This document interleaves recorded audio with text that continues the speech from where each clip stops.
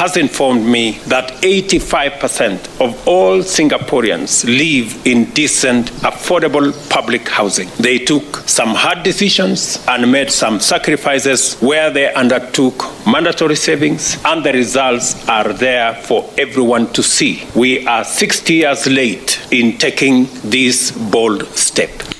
The two leaders also oversaw the signing of 3 MOUs which will facilitate cooperation on cybersecurity, digitization of government services, ICT capacity building, among others. There is great potential to expand our bilateral cooperation. Kenya's strategic location serves as a gateway for Singapore companies into East Africa. Likewise, Singapore can serve as a gateway for Kenyan companies into Southeast Asia. I welcome the ratification of the Bilateral Investment Treaty and the President's commitment to settle the avoidance of the double taxation agreement between our two countries as soon as possible. These moves send a strong positive signal to businesses and provide clarity and assurance on the cross-border transactions and investment. The Council of Governors has called for an emergency meeting to give directions following what they say is aimed at shutting down the counties due to unavailability of funds. The chairman of the Finance and Planning Committee in the Council of Governors, Fernandez Baraza, says today's meeting will be to give directions on whether they will provide services or not. There is no way you can expect development when we don't have resources coming from the National Treasury. And it's not a favor that you are getting or you are asking for from National Treasury. This is the right of all the 47 counties. We are entitled to the equitable share. Na hiyo sio tunaomba. That is a requirement, it's an obligation for the National Treasury. He says the counties have had to borrow money to meet the counties' needs, including paid salaries. Right now, counties are borrowing money for them to fast track even payment of salaries. I've not heard MDAs having delayed salaries. As we speak right now, all the ministries, MDAs, have already received their disbursement for the month of April. And yet counties are begging. At the same time, the governors are proposing that Treasury be removed from the management of national government and become an independent institution, claiming that it has been addressing national needs while neglecting those of the counties. The issue of the National Treasury, maybe you may have to consider having an independent National Treasury. An independent National Treasury will be able to serve the two levels of government equitably. Right now, the National Treasury that we have seems to be serving only the national government interests. Now, all KEMSA's staff members who've been working from home have been directed to report to work today by 8 a.m. Speaking at KEMSA's Embakasi Depot, LCS Susan Mafula said it's irresponsible to have more than 200 people working from home. I hereby direct the CEO, all staff working for KEMSA, over 200 working from home, report to work. And thereby direct Chair that you ensure that your staff understand what is expected of them. It does not make sense. It is irresponsible to have paid over 200 people for 2 years, them sitting at home in the name of COVID. Yet we all go to our offices nowadays. So Chair of the Board, please ensure and tighten the human resource skills and expertise that you have within this institution. Afula also said that she was going to deal with individuals involved in the KEMSA scandal. But let me also say that we have individual culprits who taint the image of this institution. I will not stop at anything. Even if it means sending home a whole department, I am ready to deal with it. This institution must be clean. And police officers in Bungoma are investigating allegations of an MT that has emerged between the Mumias Sugar Company and the West Kenya Sugar Company. The investigations follows an incident where West Kenya Company's sugarcane trucks were attacked. The head of communications unit, West Kenya Company, George Muruli, claims some officials of Mumias Company paid youths to attack their trucks for allegedly taking sugarcane farmers from them. This is News. I'm Dennis Aseto. Good morning.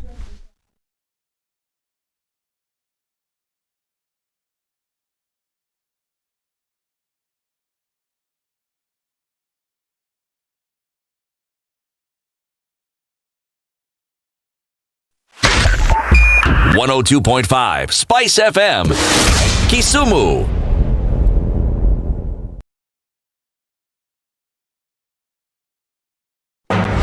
The following takes place from 6 a.m. to 10 a.m. every weekday on Spice FM. Revenge is for children. It's for kids. When you grow up, you realize the best revenge you can take on somebody is to ignore them. I'm just new in politics. It is not everybody's cup of tea. That's why some people come in one term and that's it for them. Political parties in this country do not have ideologies, whether luring or otherwise. And that is the effect of corruption. Any time an offense occurs anywhere in the country, it is the job of the Inspector General to look into it. Whether it's corruption, whether it's murder, whether it's petty, that is his job. If we have chosen to be a corrupt nation, then we produce corrupt leaders. Everything then becomes chaotic that you cannot be able to change a nation. The situation. If you go out of this country and come back the same person, then you have a problem. Buy land, 1 million. Put it there for 5 years. What's the purpose? It'll have increased in value. No, that's the thing. That's darkness. That's an eclipse. You don't do that. I hope you don't believe that a hustler is a poor person or that all hustlers are poor. I've seen that conversation. Tell us, who is a hustler? So who's a hustler? Hustler is a person who is making a living through hard work. Corruption in Kenya is a political accusation. The people who are actually corrupt are not pointed fingers at. Kenya is not free. Kenya imeshikwa na mateka. It's under siege. Have you seen that lodge on Nyeri Road? Very high fence. You can't even Windows sleep inside. Up near the ceiling. Yes. And if you walk there at midnight, you see bats the size of cows. And when it rains, it doesn't rain on that building. Yes. When you're at All Saints and it's raining, it doesn't rain on that building. The things people will believe. The Situation Room, Kenya's biggest conversation.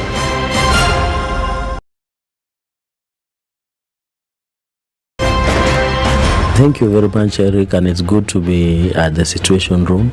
Always a pleasure coming here. This is the most challenging interview panel in Kenya.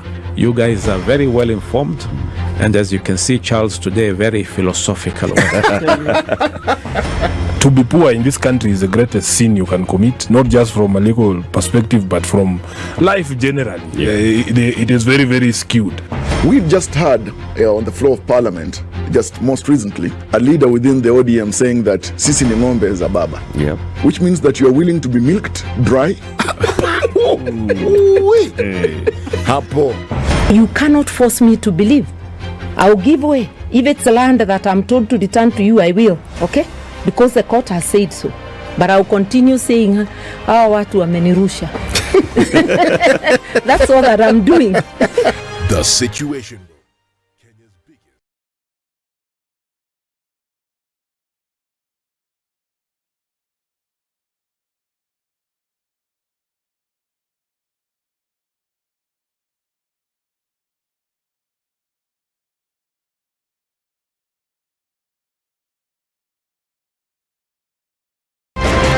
Congratulations. You've seen the hand of the Lord. Thank you very much. I've earned another title today this morning at Spice FM. Mama Justice, I don't mind it. Joel in Kericho. Salama sana Eric, habari ya asubuhi. Salama bwana, mambo namna gani? Salama kabisa bro. Mambo ya Inamoi kuliendaje? Mambo ya Inamoi, vile nilikwambia ndugu yangu, alienda asubuhi na ile gari ya kwanza. I must have missed it. So did I. Even if somebody was to render you irrelevant, there is still work you can do. Okay, sawa. I deserve to keep you accountable. You deserve to give me a report. You don't work for me. No, I don't Good work morning, for you. welcome to You work for me. Did I say Wednesday? It's Friday. Welcome to Friday. We're at the tail end of the week, looking at what's going on our streets this morning. Actually, nothing much. You're able to get in and out of the city with very little in terms of pressure. A headache is not a problem this morning because of traffic. Coming off a thicker superhighway, then into the city, not much going on. Coming out of Westlands, you'll be all right as well, getting into the CBD. Mombasa Road is looking pretty good. You get to the Nyeri Stadium roundabout in no time, and then out into the CBD well as well. Let's take a look as time progresses. Spice FM KE on Twitter. Talk to us there and tell us what's going on where you are, and let's keep things moving on Friday.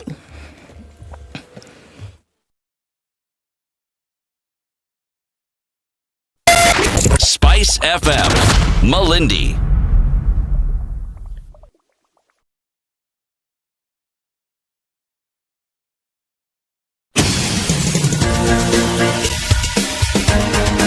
This This is The Situation Room, the home of hard-hitting political commentary and penetrating insights about the state of the nation. This is a talk radio experience like no other. The Situation Room, a place for hard truths, debates, and elevated conversations. The Situation Room, witty, political, engaging, deep, controversial. In the room, we have C.T. Muga, researcher, academic, seasoned political observer, a fountain of wisdom in these politically uncertain times. Ndu Oko, Nigerian by birth, Kenyan by choice, communications expert, Pan-Africanist, a truth seeker and believer in people power, and Eric Latif, agent provocateur, the man in the chair, seasoned journalist, news hound, a man who believes in punching up, not down. This Welcome is the to Kenya's biggest conversation on this 19th day of May 2023. It's Friday. Ndu. It's Friday. Friday. Eh? Saturday, Sunday. All those things they say. And we have a Polynesian in the studio. One more. Wait. Before we get there, Ednah says she's taking us somewhere today. Ednah is taking us somewhere? Hey. So, Ednah, somewhere. Where? You have to ask. Trust her. No, in this world, I have learned. Trust people. Shauri yako. Aya, sasa, to my left. No, to my right. Yeah, the other left.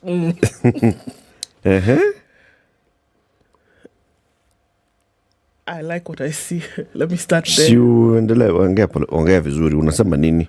City is looking... The sun that you're looking for is here. Inside. Why? I'm telling you. Why? See how he's behaving as if it's not him they're talking about.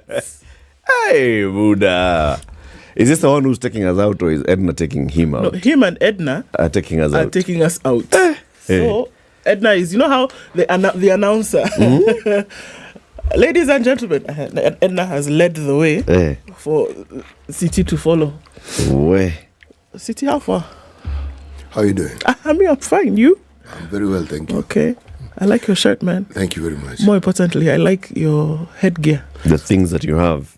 The lady at the reception made my day. Did she? Yes. She told me, asked me why I'm wearing a handbag on my head. No, she did not.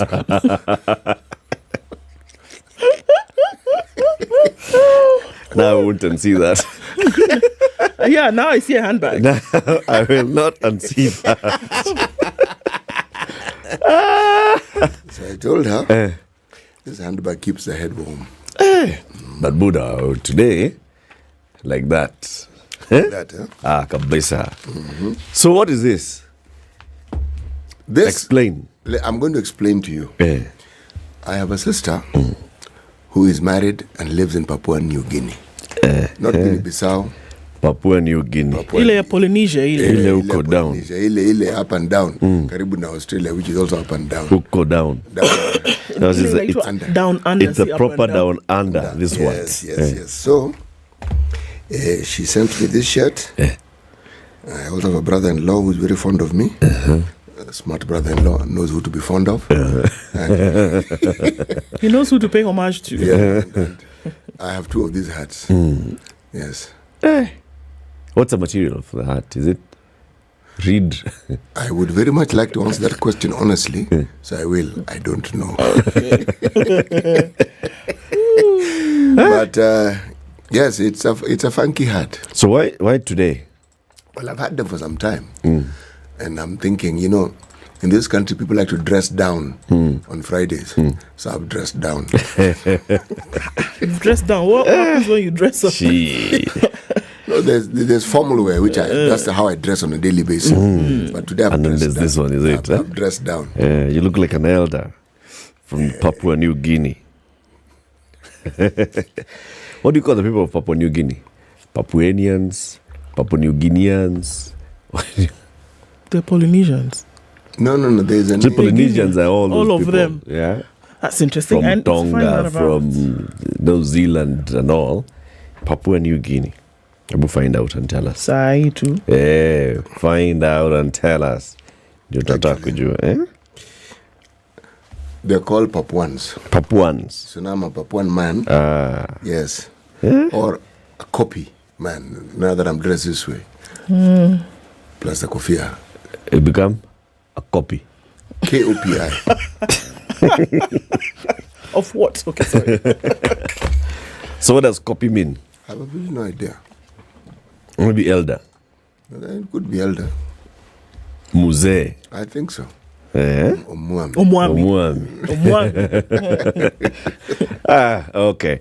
Everybody, welcome. If you are not seeing what we are seeing, welcome back. Thank you. You just men just be coming and going anyhow. You should stop like that. How about one goes, another one comes back, then he goes again. Yes, and another one goes to Nigeria, comes back. Yeah.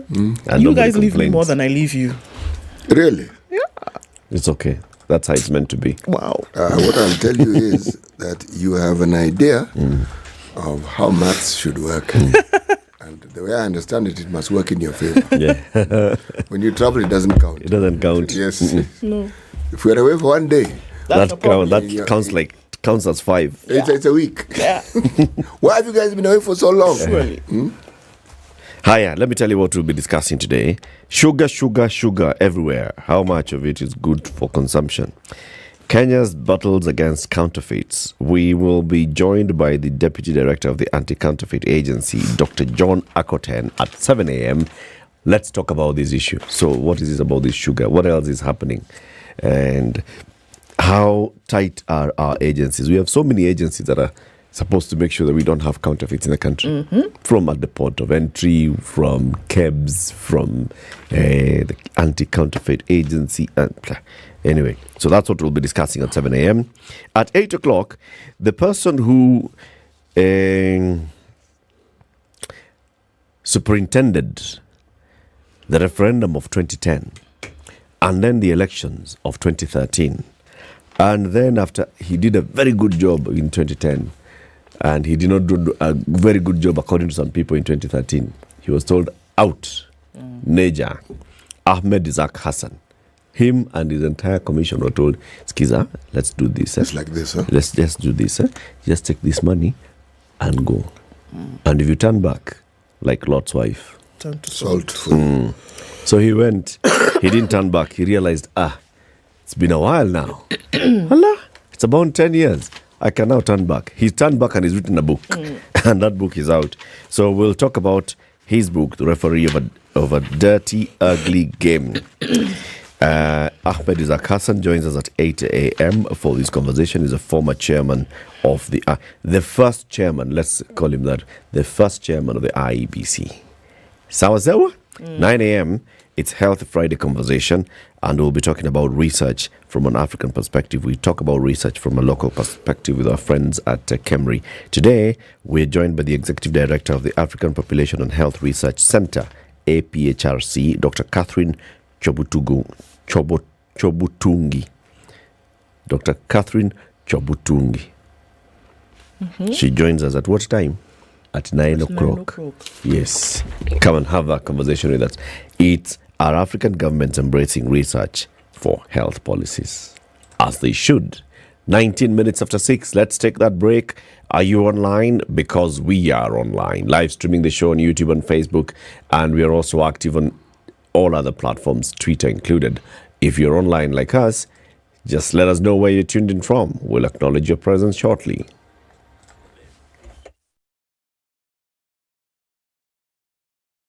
This is the Situation Room, the only way to start your day.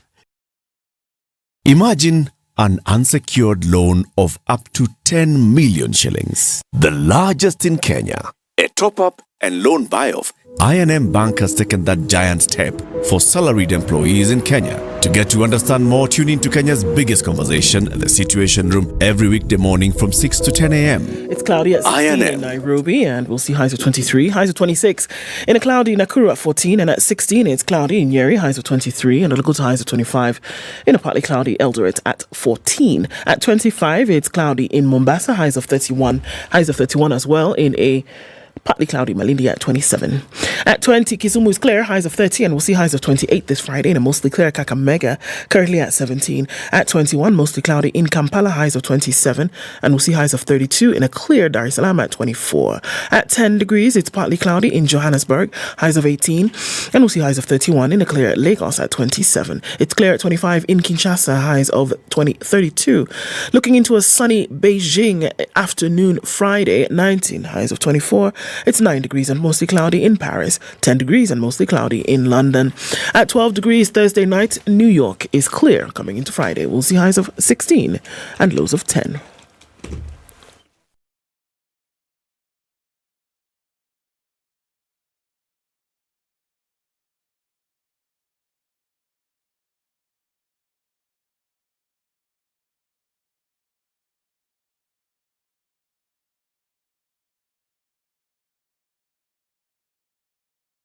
Mature, intelligent talk every morning. Spice up yourself.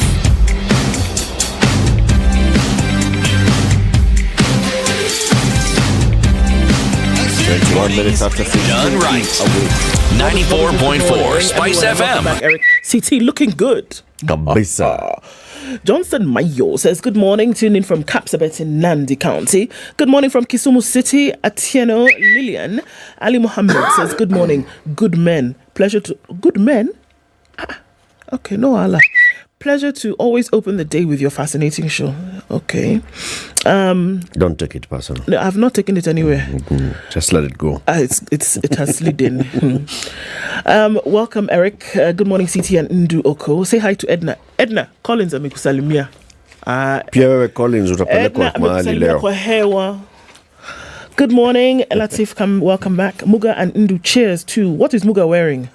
Where? My friend, you should see. Man, see. Mm-hmm. So now, Simon Odhiambo said he was stuck somewhere in town yesterday carrying 20 kgs of salt. 20 kilos of salt. So we were wondering, how are you stuck? What's going on? So now he's explaining. Today, 24 hours later, he's saying, I had carried the salt all the way from Magarini as a gift I had promised you people. Oh, remember he promised us salt? Yes. Now he says, unfortunately, he tried to call, but no one picked up. So now, did you go back with the salt? Did you leave it on Kirinyaga Road? What happened? Simon, talk to us. Created a salt pillar. Right. Speaking of... Maurice Cheng says, good morning. Happy day, Mutembe Kingi says from Arusha. Good morning, Walimwengu. What are those? Karombo. Nyahera Kisumu is locked into Ednah King City. King. Umesikia? King City.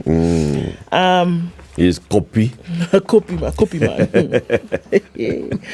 Salim says, good morning, tuned in from Kiambu County this morning. Atieno Jermaine Jackson, Spice FM, good morning. Quite a number of people online this morning. We can see watu ni wengi. Watu ni wengi. Wengi sana. Mapuans sasa umesalimiwa. Not Mapuans, Papuans. Josegi says, surely the country has turned yellow. CT, you're looking nice. Good morning from Meru. Please host the leadership of Meru to explain itself. Okay, sawa. CT, everybody likes your shirt. CT is killing it today. Good morning, team. Always a pleasure to join you. Thank you, Javan. German says, good morning, Fred. That's Fred Wanjala, actually. Good morning, CT. Welcome, Eric, listening from Siaya. Everybody's online this morning. 1, 2, 3, 4. Everybody. Kila mutu. Yeah. Welcome, everybody. CT. Yes, please. Now that Papua New Guinea is not in Africa, you have given us a proverb from there. But you can still do that. Anyway, proverbs are still from Eritrea? Yes, this is the final proverb from the country of Eritrea. All right. When the road is good, it is used a second time. We are talking about the road here. Elewa msemo. Msemo inasema. When the road is good, it is used the second time. Yes.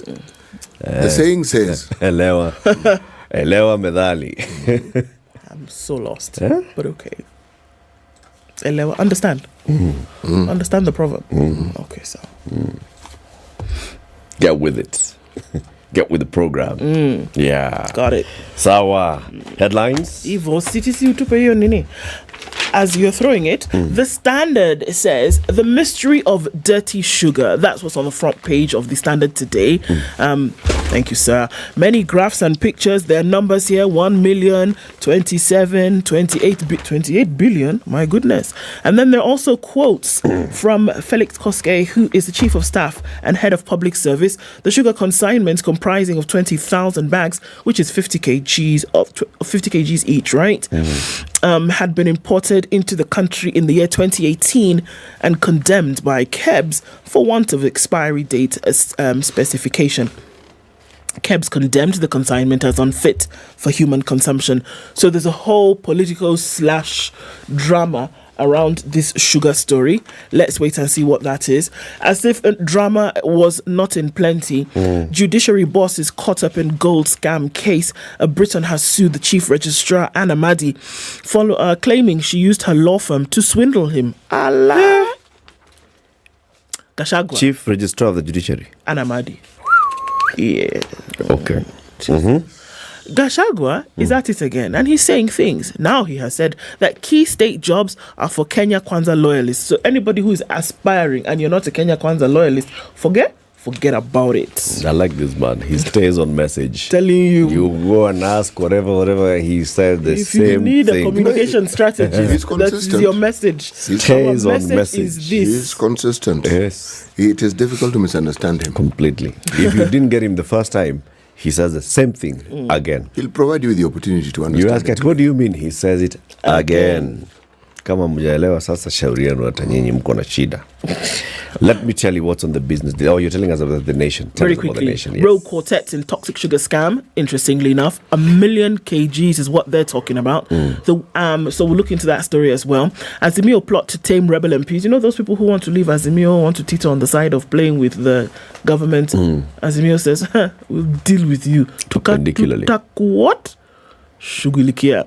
The wait is over. 22,000 retired teachers have been paid 16 billion shillings in pension. Have been paid?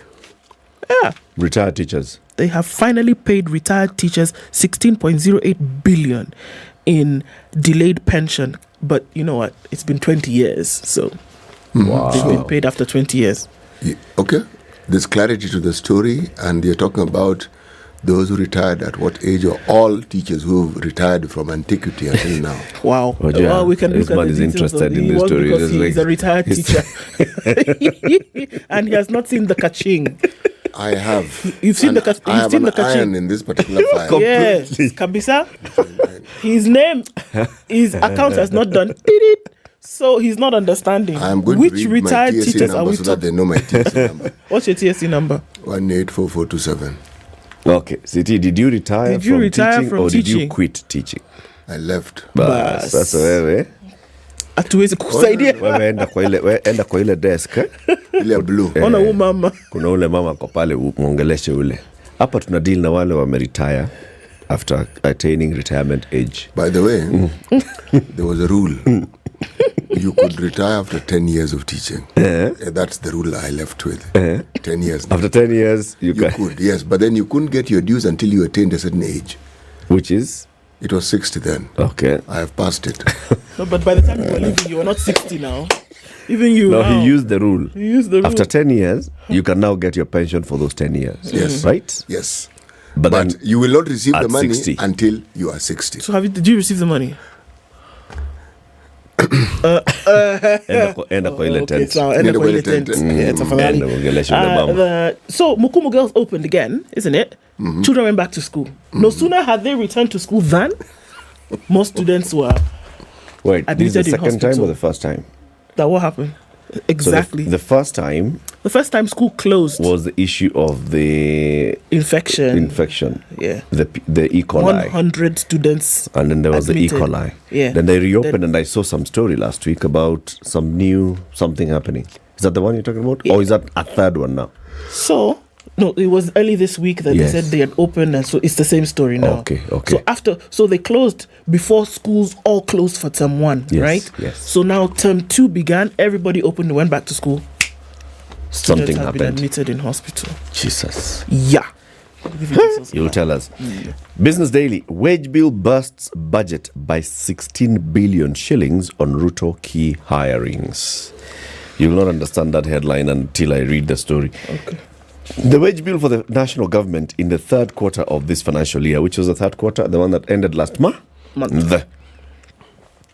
burst the budget by nearly 16.55 billion shillings, signaling the expenditure pressure that came with fresh appointments by President William Ruto's administration. Expenditures on salaries and wages amounted to slightly more than 152.6 billion between January and March, against a target of 136 billion, according to data from the National Treasury. This is an over-expenditure of 12.16%, coming at a time when President Ruto was at the tail end of completing the reconstitution of his government through appointments to key positions. So the amount that had been budgeted to pay people salaries and wages between January and March was 136 billion shillings.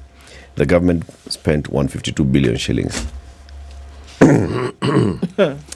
Higher, let me tell you.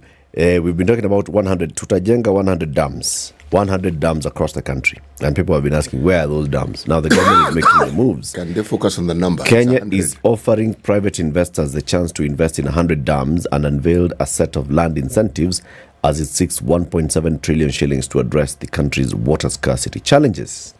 Addressing investors at a pre-bid meeting, Water CS Alice Wahome said some of the dams are on public land, including forested areas, and will not be sold to them to ensure the project retains its status as a national endeavor. The government plans to partner with private investors by offering land, as some of the dam sites are on government land, especially in forests.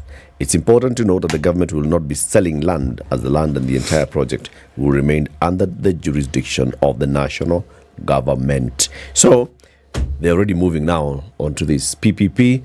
They have invited bidders. Would you like to participate in a PPP to construct a mega dam in the country? Please bring your bid. We shall review your bids and we shall award to the winning bidders. There's progress. City, what's on the star? The star? Top left corner. Yes, this time it's actually... In burnt brown. Yes, in burnt brown. It is Siasa. Burnt brown. That's this color here. It's burnt orange. It's burnt orange. Yes, that's orange and burnt brown. Because if you say orange, then one looks for orange. This is not really orange. It's not orange. It's burnt brown. Okay. Ethnic imbalance in state jobs lands Ruto in trouble. It's the ethnicity question. Siasa delves into this and discusses the ethnicity issue, the wherefores of it, the ramifications of its application, and how this is impacting on William Ruto's presidency. Okay. All right? Then, bang the headline. This is an interesting headline, really. Do or die. State blocks Uhuru Boma's meeting. Kenyatta allies insist Monday NDC to kick out rebels and regain party control. The story is on page 4 and 5. Remember, Jubilee Party has had this back and forth, and who owns the party, who doesn't. Who is the Secretary General, who isn't. Who isn't. Yes. Who was kicked out, who wasn't. Who is the party leader, who isn't. So there was a meeting that was supposed to take place at Bomas of Kenya, and somehow this meeting did not take place. And it is being said that the state blocked the meeting. Yes, that's the Uhuru meeting. The full story is on page 4 and 5. Okay? Then we have an interesting story here. The Singaporean Prime Minister, Singapore is that other country in the direction, that direction. That side. That other side. Okay? Minister Lee Hsien Loong is visiting Kenya. Came to see us Kenyans, okay? We're also going to come and see you, Mr. Singaporean. We'll come and see you, okay? Now, he was visiting, the picture we see here is him visiting the animal orphanage, okay? And he's accompanied by Cabinet Secretary Eliud Owalo, who is standing very far away from the giraffe, okay? I don't know what Owalo is tall. Owalo is tall, but he's standing very far away from the giraffe. He doesn't want to be and there's this look on his face of, the Prime Minister is feeding the giraffe. The look tells me, well, that giraffe might eat your hand. Okay? Anyway. But he met with President Ruto at State House yesterday. And they discussed, among other things, this, and then also they added that on top of it. Okay. So it was a fully fledged discussion. Very good. Very good. Let's take that break. Sunday is what's happening on Sunday? International Day of the Tea. It's International Tea Day. Right. We're serving the tea, literally, and also serving you a cuppa.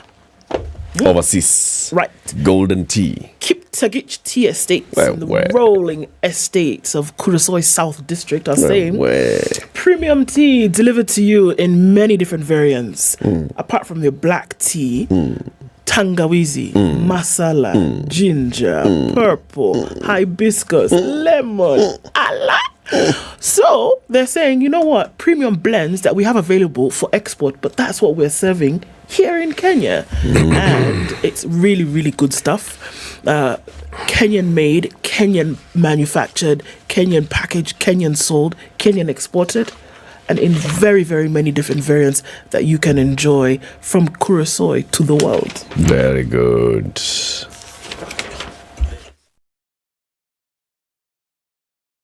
This is the Situation Room, the only way to start your day. This is 00 Direct, woman host, music by women, and only women guest. Everything is so larger than life. You kind of have to have a good understanding of who you are. You could easily lose yourself. We have a global approach in the programs that we put together, meaning that it's not just about refining my business, it's about refining the industry, it's about touching the youth and making sure that in totality, change actually happens. Catch 00 Direct every Saturday from 10 a.m. Only on 94.4 Spice FM, Nairobi. Okay, so looking at traffic building up in the city this morning, a lot of outbound traffic is probably what we'll see, it being Friday and all those good things. Some traffic coming in from the Thika Superhighway into the city, but nothing too terrible. You'll be able to contend with what's going on Jogger Road this morning as you get towards Landis and then into Haile Selassie. On Gong Road, it's not looking too bad. We're seeing some traffic starting to build up around Westlands. Nothing on Kiambu Road, at least not for now. You'll be able to get through really smoothly. Mombasa Road is also looking pretty good. You get all the way to the Nyayo Stadium roundabouts and then into the CBD. That is A-OK. Things are also hunky-dory on the Eastern Bypass as you're coming in from North Airport Road going towards Outer Ring and then towards that junction of the AP Trading College for now. It doesn't look too bad, but it's probably going to pack up closer to 7. We'll be here for it to let you know what it looks like so that you can choose the better routes if you need to, or, hang tight until things move. Let's talk on Spice FM, KE on Twitter.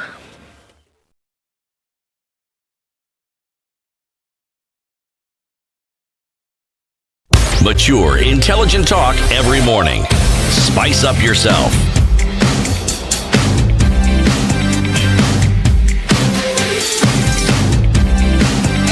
Mornings done right. 94.4. As the Rogue Quartet in Toxic Sugar Scam. So you ask, Rogue Quartet? Yes. Let's look at some numbers. 1 million kgs. The sugar, 20,000 bags of 50 kg each were flagged in 2018 for missing expiry dates. It was to be converted to ethanol, but was mysteriously released from government stores. That is the simple background of this story. 27 is the number of officials who've been suspended, including KEB's Managing Director Bernard Njerini. Miss Esther Ngari has been named already as the acting MD. The bigwigs, 2 politicians from Mount Kenya and 2 senior government officials said to be behind the release of the consignment. 2 politicians from Mount Kenya and 2 senior government officials yes, are behind the release. Yes, of the consignment. I'll tell you that in a minute. A court date. 7 officials quizzed by the DCI and released on a 100,000 shillings bail. We learned about bail and bond yesterday, so we know exactly what's going on here. Had to be presented in court today.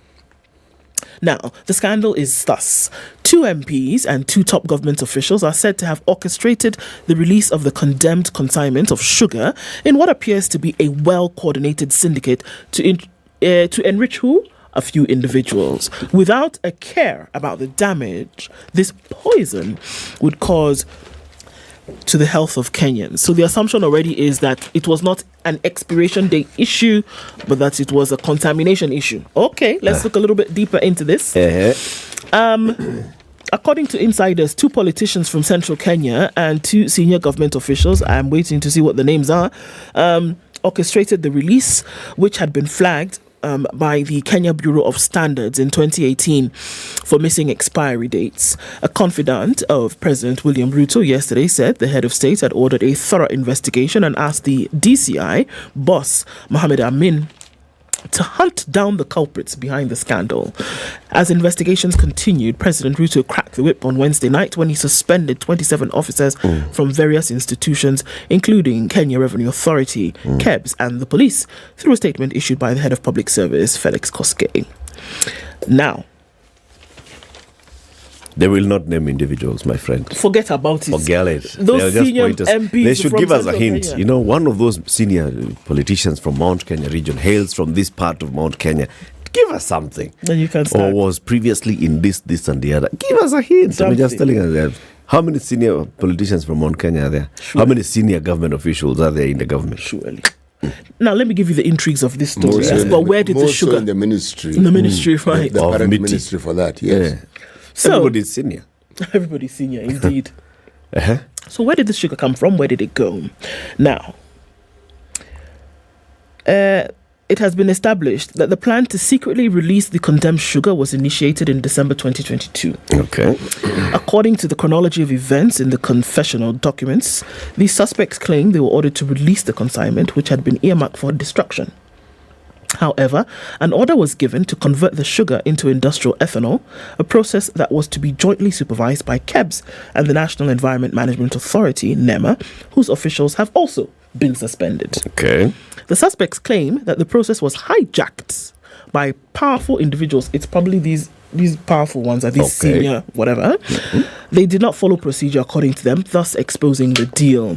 It has also emerged that the matter came to light after some officers in the deal felt that they were being shortchanged. When the sugar arrived no in... honor among thieves. I'm telling you. Who's a thief? When the sugar arrived in Nairobi, there was a ready buyer and it did not go to any of the 4 ethanol producing factories in the country. Mumias, Kibos, Agrochemical and Food Company Limited. Neither did it go to London distillers. Now, when DCI detectives swung into action last week, arresting 7 officers and grilling another, including KEBS Managing Director Bernard Njairini, who was suspended on Tuesday, and KRA's Joseph Kaguru, only 14 bags had been recovered from the unsuspecting buyer. Remember, there were how many? 20,000. Only 14 bags had been recovered. The scheduled court appearance of some of the arrested suspects was postponed on Wednesday till today, but there are already allegations of external interference after the DCI forwarded the file to the office of the DPP. DCI sources have intimated that they have preferred a number of charges against the suspects, including abuse of office, while some may become witnesses. His story, there are very many gaps. Too many. We remember the story of the sugar arriving and Kinoti, Matiang'i and others talking about the sugar, jumped right? on it, yes. Sugar had come in, it was not in bags. It was sugar poured onto a ship. Yeah. This ship has been carrying other things previously. Mercury, lead, So could there have been some kind of leak or whatever. So filtration? because it came there, Keb said, because of what this ship has been carrying The sugar's before, contaminated. the sugar is contaminated. And they said, condemn, destroy the sugar. Then they agree. Initially, return the sugar to where it came to from. where it came from. Then they agree, no, what we can do is actually let's condemn and convert this sugar into Ethanol. industrial ethanol. Now, that's where the con began. Sindio? Yes. Let's convert it to industrial ethanol. But this is what the process shall be. The process shall be, you shall have an open bidding where known distillers apply, and then the winning distiller shall first pay duty to KRA before the consignment is released to them, so they can go and convert it to ethanol. And this process shall be supervised, multi-agency, blah, blah, blah, blah. That was a long time ago. That was 2018. before the elections. That was before COVID. Yes, 2018. Why did it take so long to announce the process? Why did it take so long to actually now say, okay, you distillers, come, bid. We have something here that you can use to make. Why did it take so long? Number one. So number two, what happened in December? Was there a bidding that was done? Was this announced? The person who took this, are they a registered distiller in this country? If they are a registered distiller, what did they do with it? Were there others involved? I mean, because there's also the assumption that this sugar only made its way to the shelf between December and today. And if you ask me, from all what we are seeing now, even at the time when they said, okay, first we're going to condemn, then they said, no, we're going to produce. Do you know the games that would have gone on between 2018 and 2022? And here we are, people are shouting, saying, don't buy sugar for the next 3 months. You people think that sugar has not been on the shelves before 2022? I actually don't think that sugar has been on the shelves. I don't think it has been on the shelves at all. I think it has been converted into ethanol. Ethanol is premium. Yeah, it's more expensive. Ethanol you will get premium. more. You get more buck. You get more buck for ethanol. That's for sure. Yeah, nobody would easily just go at you and repack this thing and put. Why? By the way, bear in mind that every time you hear of a scandal in this country and it's out in the open, everything you're being told is anything but the truth. Anything you're being told is what has been managed to be let out for the public to hear. Yeah. And it is just the tip of the iceberg. The rest of the information is below water. You will not see it. And at the heart of these discussions, including the KEMSA issue, are turf wars. Yes. And there's money involved. And somebody got shortchanged. That's why it's even coming out to the degree that it is. Yeah. Because with some of these things, a blame game will ensue. Yep. So it's a question of who throws the first salvo. Yep. Point fingers, and in turn, fingers will be pointed. So there'll be some finger pointing for quite some time now. Okay. And unfortunately, you'll find that some public servants are the ones who suffer. Yes. Okay. Public servants who somebody has been there with that sugar for 5 years, and then suddenly they're going home because the sugar left. If they were in a position of power to actually influence the sugar to get out without anybody else above them, they would have done it. And the person who has and no one would have known. Yeah. Because if they are the custodians of it at ground level, it's them who report whether the sugar exists or not. And if things are, should we say, if it's contraband, if it's in some warehouse, who actually knows what's in the warehouse and what quantity there is? There are individuals who know that, isn't it? Yep. Yeah. So what makes you think that beyond receiving a report that these things exist, people who are now speaking loudly actually know what is actually going on? There's a lot of crap that's going on here, and I'm like, because what you end up doing is you end up sending public servants home, and the cartels that are behind all these tough wars, no one gets touched. They are not touched. Look, the thing is that in most of the cases, these guys are collateral damage. Yep. And they had nothing to do with this. Yep. You can say that it should have passed through somebody's desk. You may and actually that somebody find may have been aware. that these guys were trying to whistleblow. Exactly. And unaanza kuongea kwenda kabla uongee. Tutaenda kuambia nani. That's it. Collateral damage, I'm telling you, that's what it is. It's really, yeah. And I bet you, my bottom dollar. You see the story that we're talking about here? Give it a few. It will die people have shortly. made their money. These 14 bags that you're talking about. It will die evidence, shortly. Blah, blah. It's imenda. Please also remember that the headlines now are not finance bill. You see? Headline is sugar. Sugar. Finance bill, gone. We are dead cutting here. Oh, yeah. It's sugar. It's sugar, this, sugar, the other, sugar, this, sugar, the other. There's no finance bill anywhere. It's gone. No. Sugar is at the head. In fact, everything. Yes. Gachagua is here. The chief registrar is there. Sugar is there. Finance bill, not there. Yep. You know, yesterday when we had this discussion about bails and bonds and how you pay and so forth, there's a story in the Star that should be of interest. Judiciary on the spot over missing 177 million cash bail deposits. What do you mean? Okay. Well, the Auditor General in June 2018 reported that 9.3 million was siphoned from the Milimani Law Courts Registry. Shillings. Okay? We asked this question, we're told, actually, there's a way in which it is paid, but clearly, people still make cash deposits. Yeah. Okay? Now, the complaint here is that the DCI and the asset recovery don't seem to be moving fast enough. And it looks like this money will be lost forever. And no one to date has actually been brought to book. And yet the people who handle this thing are known. Yeah. Okay? Now, Embu, Nakuru, Malindi courts also incurred reference losses. The 9.3 that I mentioned is Milimani courts. Embu also lost money. Nakuru also lost money. Malindi also lost money. Okay? Embu lost 2.7 million. Nakuru, 84.6 million and 1.5 in Malindi. So, what I'm wondering is, Kwani, these things are kept in a drawer. It comes in cash, eh? Yes, cash bill. Cash bill is cash. Otherwise, it wouldn't be called a cash bill. So when the Auditor General says lost, what does she mean? Not accounted for. If there was, that I can see receipts of payments, but I do not see. I do not see deposit. The trail, I do not slips. see. Yes. So it's been received, it has not been deposited to the bank. You know, I suspect that the payment mode that the judiciary is trying to put in place is not fully in place. But she said as much yesterday. Yes. That you go to every courthouse and they use the KCB Mtani, whatever, and that's how you deposit, because it's a cashless system now, but you deposit via that, and they're still trying to work on their own pay bill, whatever. So that could explain why they're saying money coming in, okay, you can't see exactly where it has gone because of just that. And by the way, when the Auditor General points out this, rest assured there's more to it than what you're just reading or hearing. That is what was flagged. Yeah. And this is in which year? 2018. 2018. Yes. That was before they had rolled out the digital Mutani stories. So they were still receiving it in cash. And pale kwa kashia. Lipa yo pesa. Okay. Still speaking of the judiciary, the chief registrar of the judiciary has been dragged into a fake gold case. No, fake gold scam case. After a British man sued her for defrauding him for more than 102 million shillings.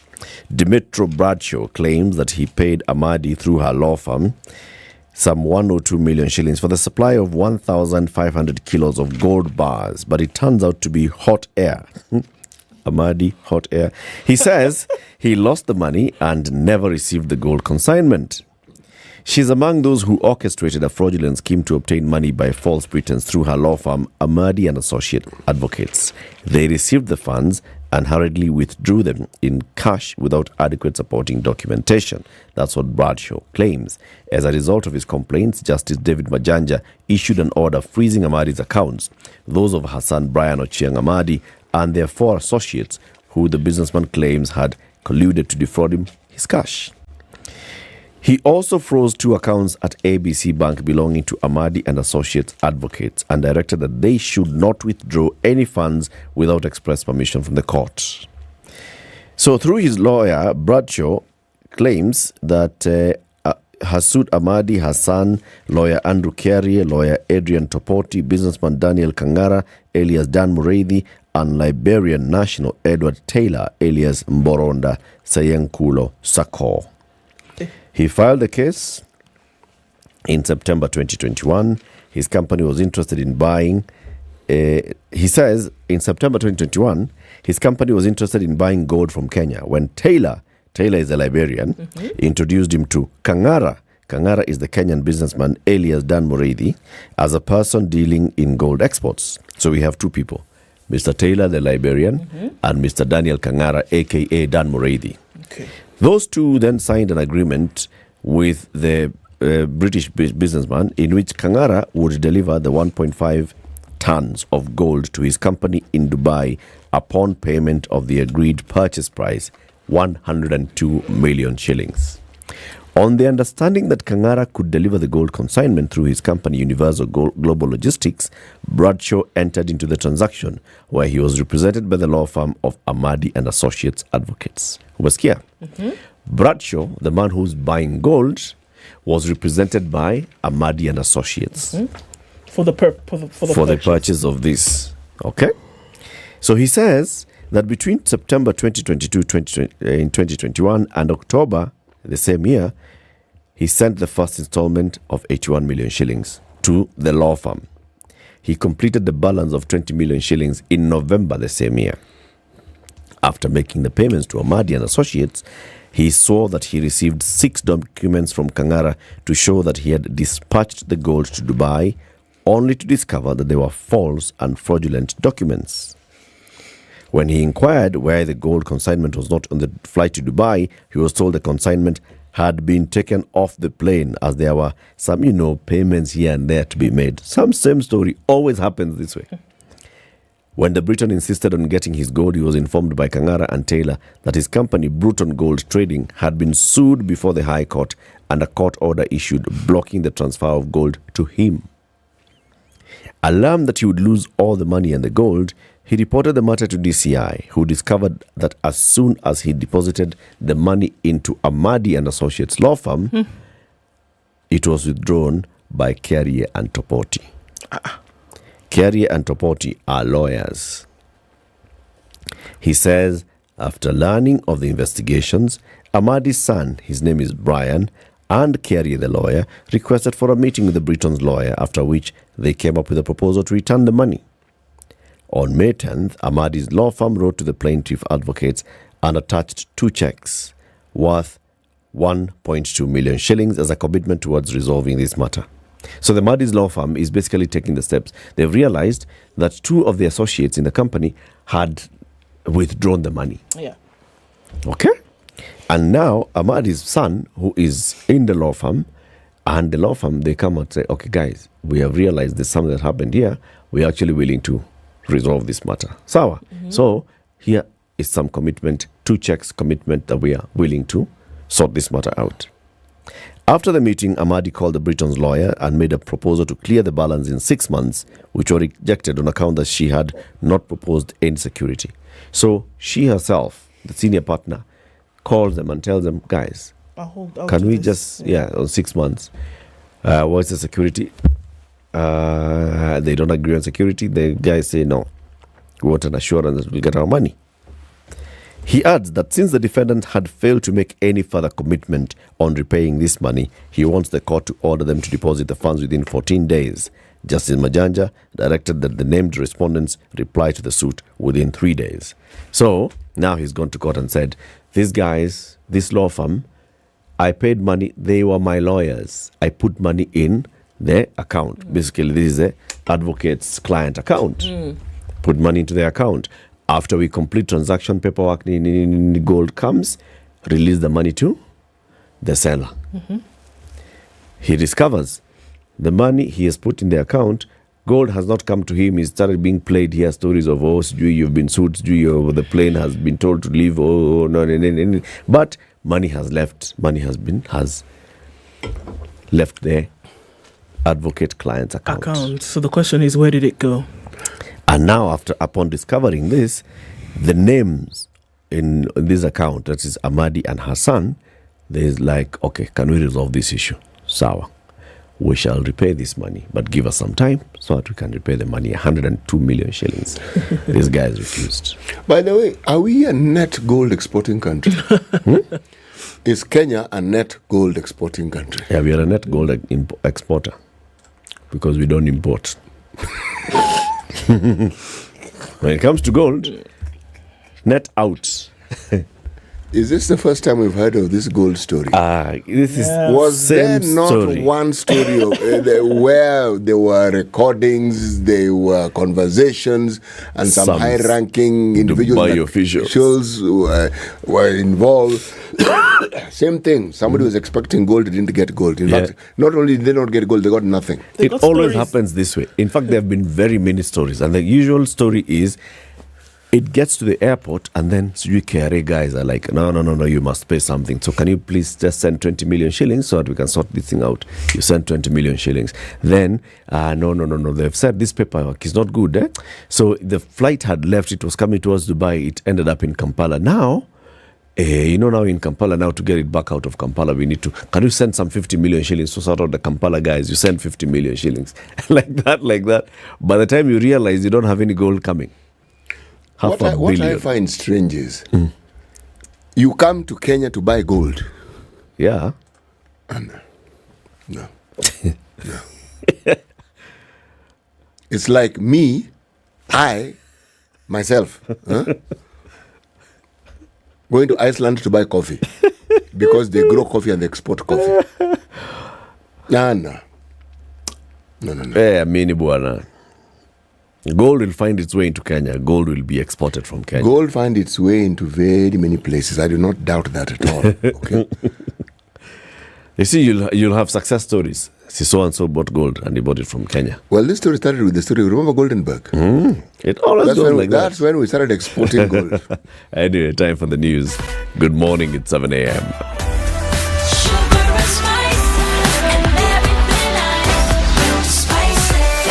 Spice up your life.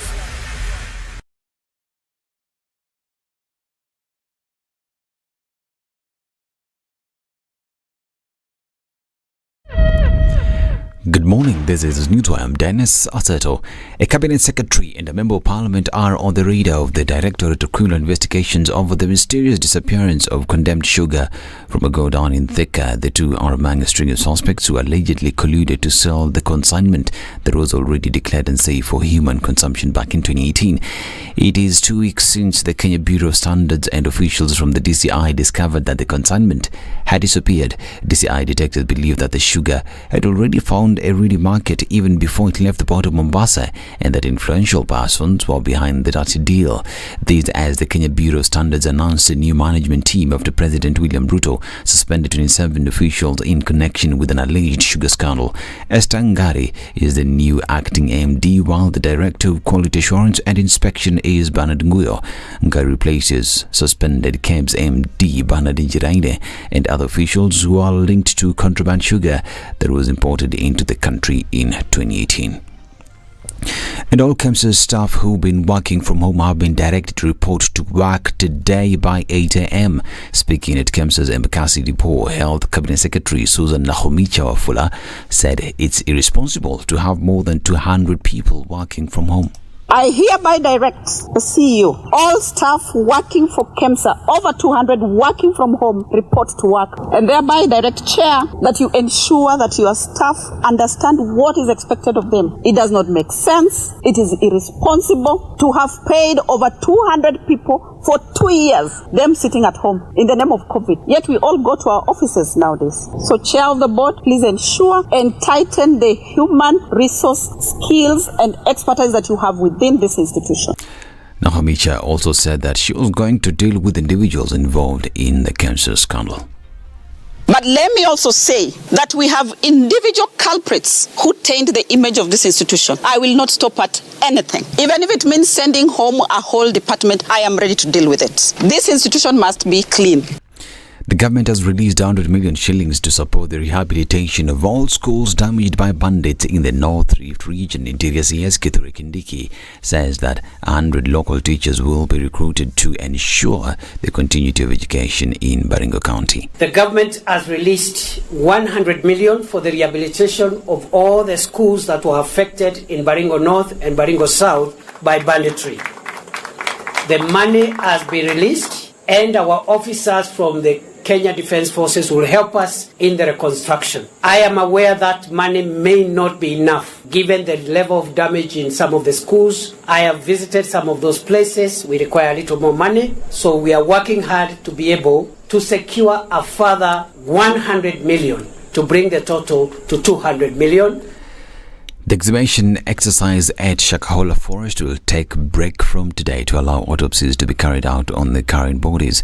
Coast Commissioner Rhoda Onyancha says 8 more bodies were exhumed and 4 people were rescued yesterday. Now, the state now says it is yet to conclude investigations into the 30 accounts belonging to Pastor Ezekiel Odero's ministry. Investigating officer Martin Munene told the court that so far they've received statements from 5 banks but are waiting for more documents in response.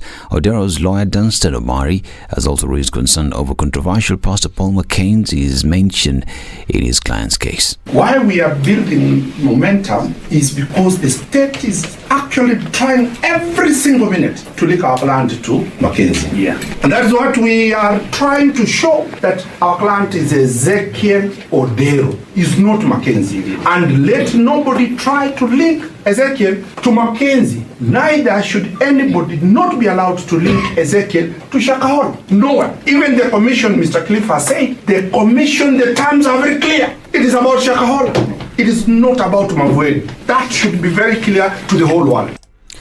Now, Chinese leader Xi Jinping is rolling out the red carpet for Central Asian nations this week as Beijing attempts to expand its reach into a region that has long been regarded as Russia's sphere of influence. The leaders of Kazakhstan, Tajikistan, Turkmenistan and Uzbekistan are gathering in the central Chinese city of Xi'an for a summit. It is the first in-person meeting of the heads of state together with China since they established diplomatic relations after the fall of the Soviet Union, according to the China's state media. This is Newswire. I'm Dennis Assetto. Good morning.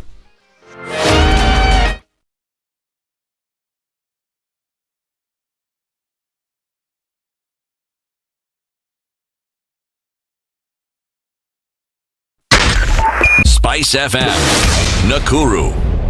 All right, a little bit of traffic on Jogger Road this morning, heading out towards the City Stadium roundabout, but it's not too crazy, so you'll be all right. On the thicker superhighways, where we see it heavy coming in towards that junction between the thicker superhighway and Kiambu Road, just at Muthaiga Square, heavy there. And on James Gishuru, I started really early today, just at that drift, crossing over Waiaki Way through to the Red Hill Link Road, but it looks all right, at least for now.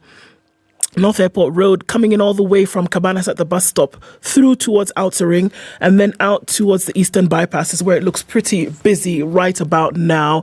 Friday morning traffic starting to build up in many parts a few minutes after 7. We'll see some outbound traffic getting into the weekend, but let's know what's going on where you are this morning and talk on Spice FM KE on Twitter.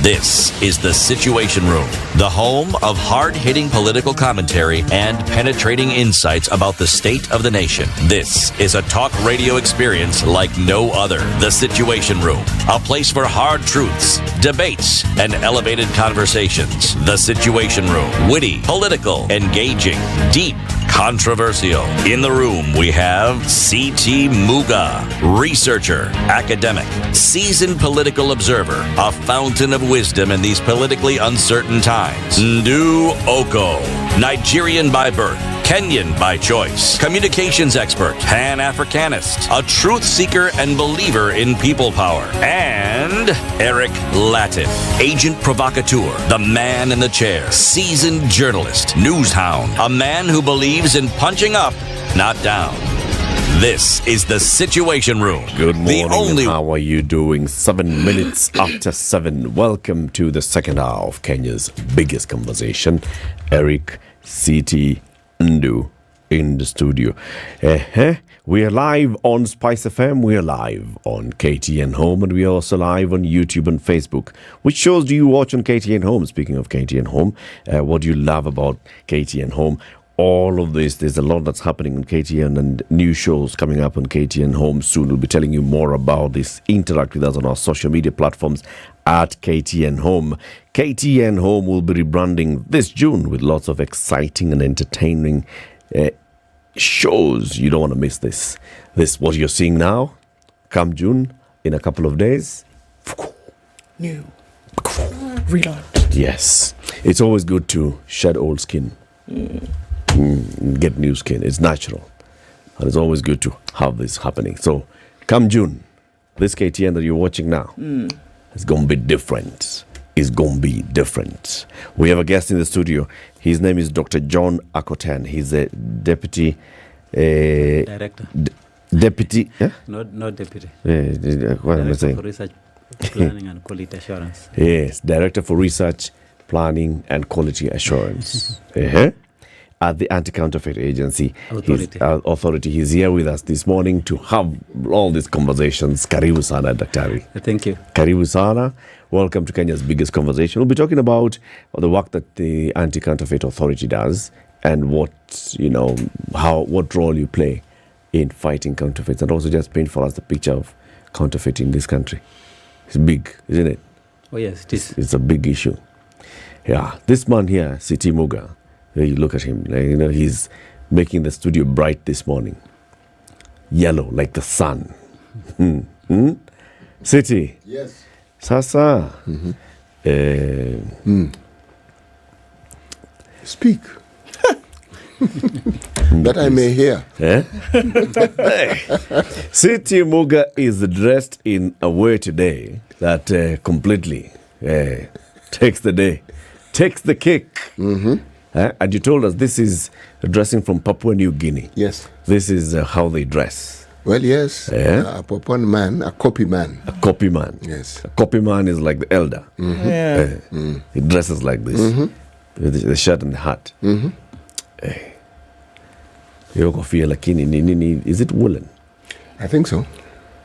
We should ask Ndu. She knows more about these things than I do. What does it look like? This hat, is it woolen? Well, one would have to touch it in order to establish. So,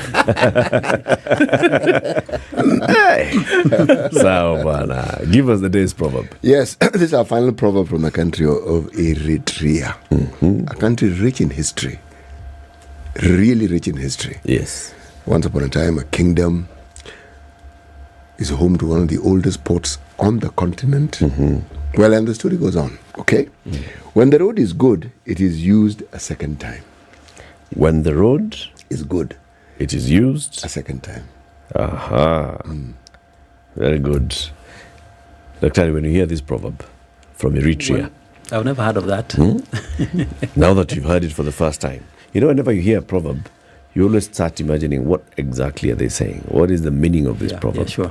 What's your interpretation of it? When the road is good, it is used a second time.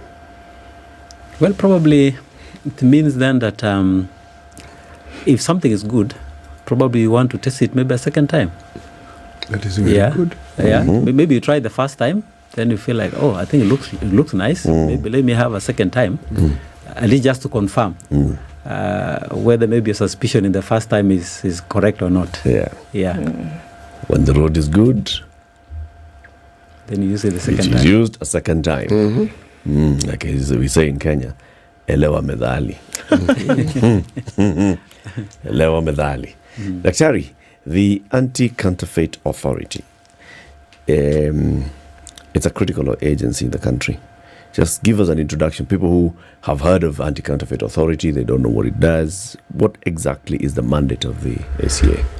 Okay, thank you so much, Latif. Now, let me start by talking about the mandate of the Anti-Counterfeit Authority. We borrow our mandate from the Constitution of Kenya, 2010, especially if we look at Article 11, Sabbatical C, that talks about that the state is supposed to do three things. One, to promote, to protect, and even to support the intellectual property rights of the people of Kenya. Now, if you look at the other sabbaticals also, for example, Sabbatical 40, Article 40, Sabbatical 5, again, it talks about the issue of health and safety of consumers, that we have to protect the health and safety of consumers, because you find that counterfeit goods could also be substandard, could also be injurious, and therefore there's need for the government or the state to protect consumers in terms of health and safety. Then again, if you go down further, under Article 69, 1C, again, it talks about issues of geographical indications, issues of intellectual property rights, and so on. That the government is also obligated also to safeguard those intellectual property rights. And then lastly, under Article 260, it says that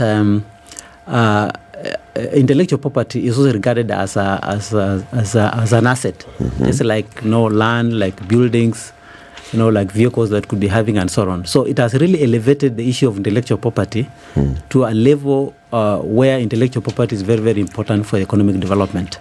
So because of that, the government came up with an Act of Parliament, number 13 of 2008, that created the Anti-Counterfeit Authority. So the work of the Anti-Counterfeit Authority, as espoused in Section 5 of the Anti-Counterfeit Authority, is to combat counterfeiting. In this particular sense, we have our own enforcement officers who are actually given the mandate now to enforce the provision of the Anti-Counterfeit Act. Then the other one is to create public awareness on issues of counterfeiting, because we have to educate the public on issues of counterfeits. Because without public awareness, then it becomes very difficult for common mwananchi really to understand what is counterfeiting. How can they really participate in terms of reducing the inflow of counterfeit into the country.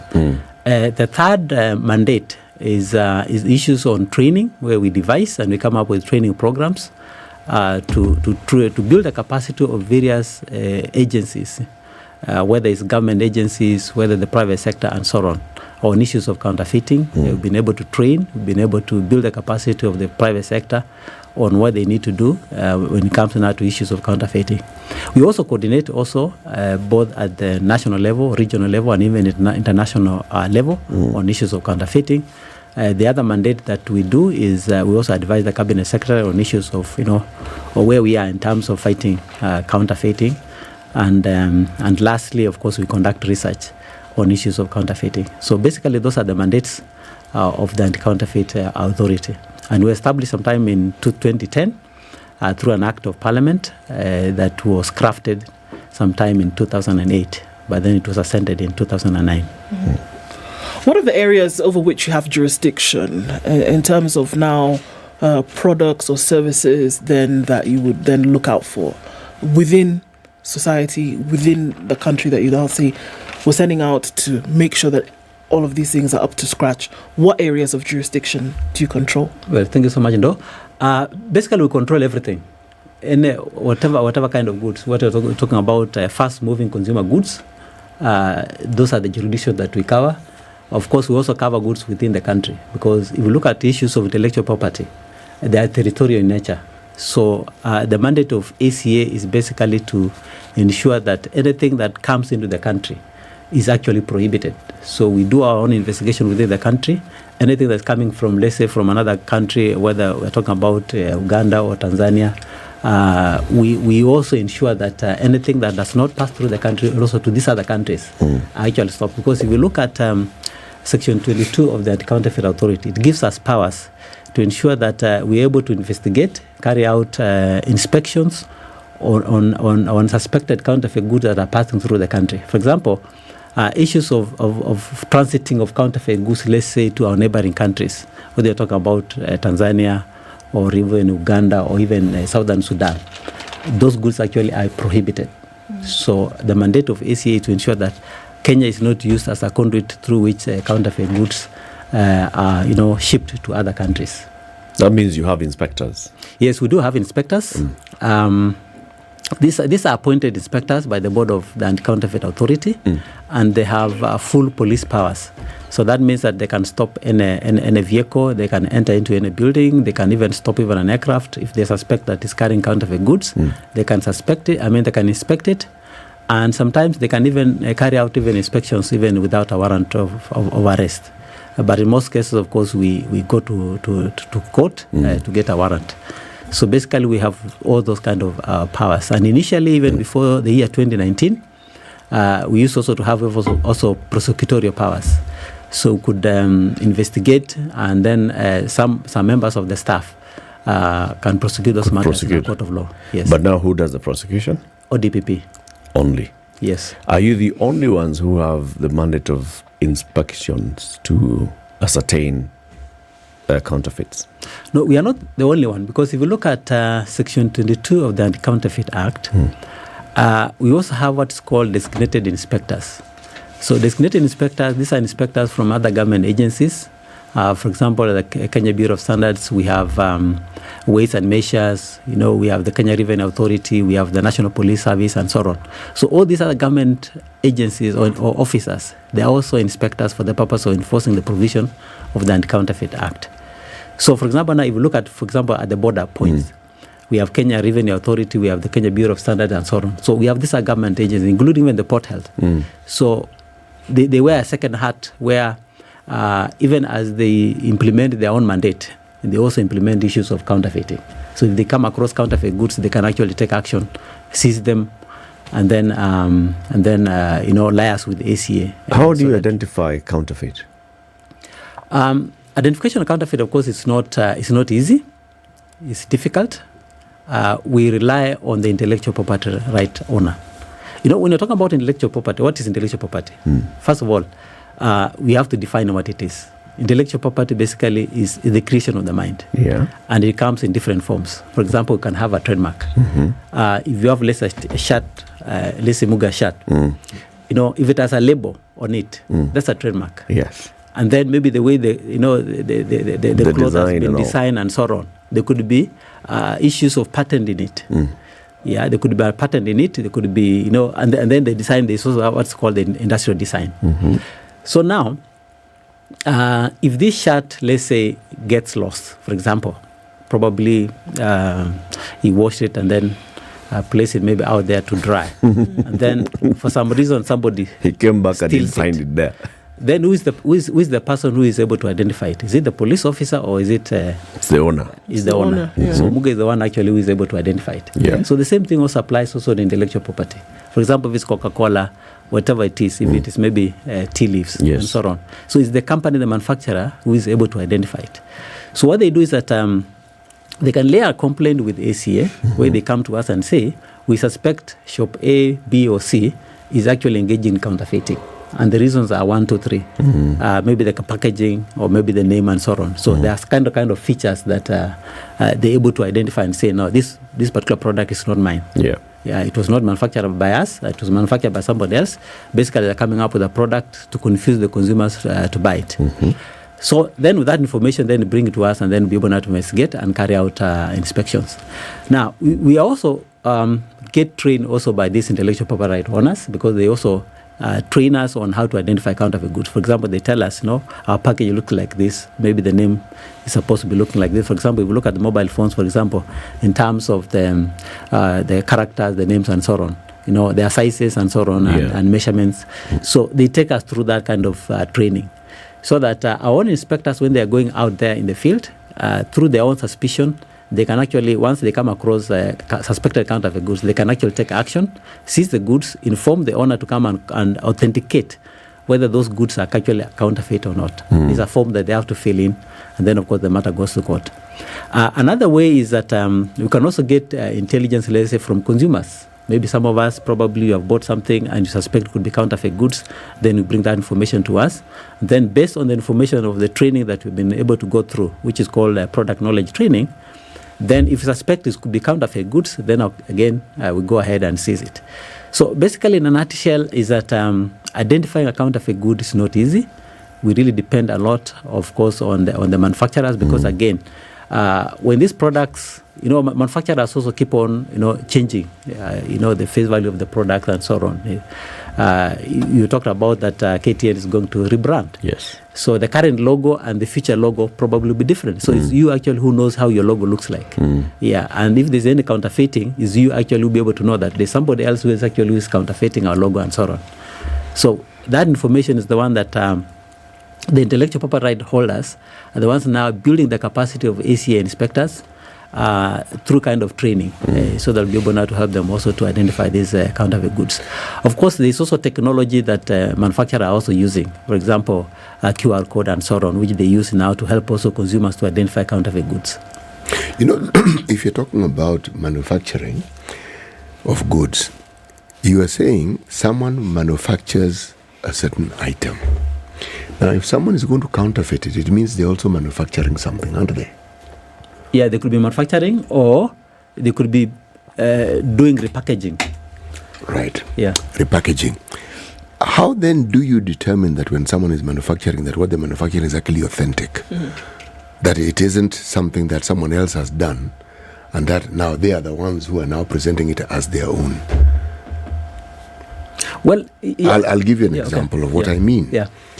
I don't have evidence to support what I'm about to say, but I have heard oftentimes that there are people who import sugar into this country, not the funny sugar which is contaminated, the one which is in the paper, but sugar which actually fit for human consumption. Then they take it to some factory that is licensed as a factory, and they repackage it using the logo, the bags, those bags of known brand, of the known brand. Now, would that be counterfeit?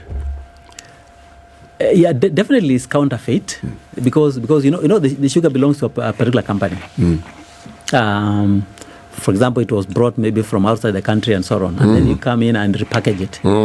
That is wrong because essentially when the product is coming in, for example, it is coming in under a different particular name. Yes. And then the moment now it arrives at the port of Mombasa, then somebody repackages it. Yes. That's totally wrong, because essentially you are supposed to now to sell it as a product from that factory. As a product from coming from outside. Yes. Oh. So that's counterfeiting. Yeah. Okay. So then what would be the difference, for example, if you were selling a Rolex watch? Because that's a known brand, right? Yeah, sure. And a watch comes in and it is Bolex, which we've seen many times. You have products that mimic the name, right? That mimic a name of a known brand, but it is a shoe, or it is a watch, or it is a bag, or whatever. Are those considered to be counterfeit? Because we see them all over the place, and if they are, then why are they not mopped up and tossed out? Well, you need to look at the same sector, for example. If it is shoes, and you have a name, let's say, you're giving you're talking about, let's say, a watch, a Rolex watch. Usually it's something that is expensive. It's close to the name, yes. Yeah, if it is close to the name, but then it's a different product, then you can't really bring in the issue of confusion. Because again, with the issue of IP is an issue of confusion. But you are confusing the consumer to think that what they are buying actually is the real thing. For example, now you're buying Rolex. Yeah. It's a watch. Yes. But then if you have a bag that is written Rolex, then that cannot Rolex, bring in... And Rolex, the watch company, does not make bags. It cannot bring any confusion. But if it is the similar product, that's where now it can bring confusion. For example, now you have a watch, a Rolex watch, then somebody else comes up with another watch which they are calling maybe Rolex. That's where now counterfeiting comes in. You know what is strange? Because the idea of counterfeiting is basically to create that kind of confusion. And yet, one sees very many of these goods being sold. Yeah, everywhere. In the open. Everywhere. It's not as though someone is hiding in a corner or selling them. So is it that it is difficult that one doesn't have the wherewithal to man and monitor all these things? Or is it that sometimes you figure, no one has complained, so why should we bother ourselves? Why is it? Well, you see, as I mentioned earlier, is that one, you need to have a complainant for ACA to move forward. Because, when you take a matter, let's say, to court, there's the issue that you have to prove that this product is counterfeit. For example, if it is water, the one that you're taking. Yes. And you complain, let's say, of counterfeit of this particular water. And we take up the matter, let's say, to court. We need now the owner, the maker of that particular product, to come and say, this water is not mine because of 1, 2, 3. If you don't have a complainant, then actually the case will just collapse. Can you It's flag, very difficult, because now even the court will not be able to make a decision whether that product is counterfeit or not. But can you flag, Dr. Harry? Can you flag? So, for example, a certain brand, right? There's a shoe brand. Assis is Kenyan tea. Yes. Okay. All the way from Kapchorwa, Upper Lenguruan, very nice done from Kiptegich Tea Factory.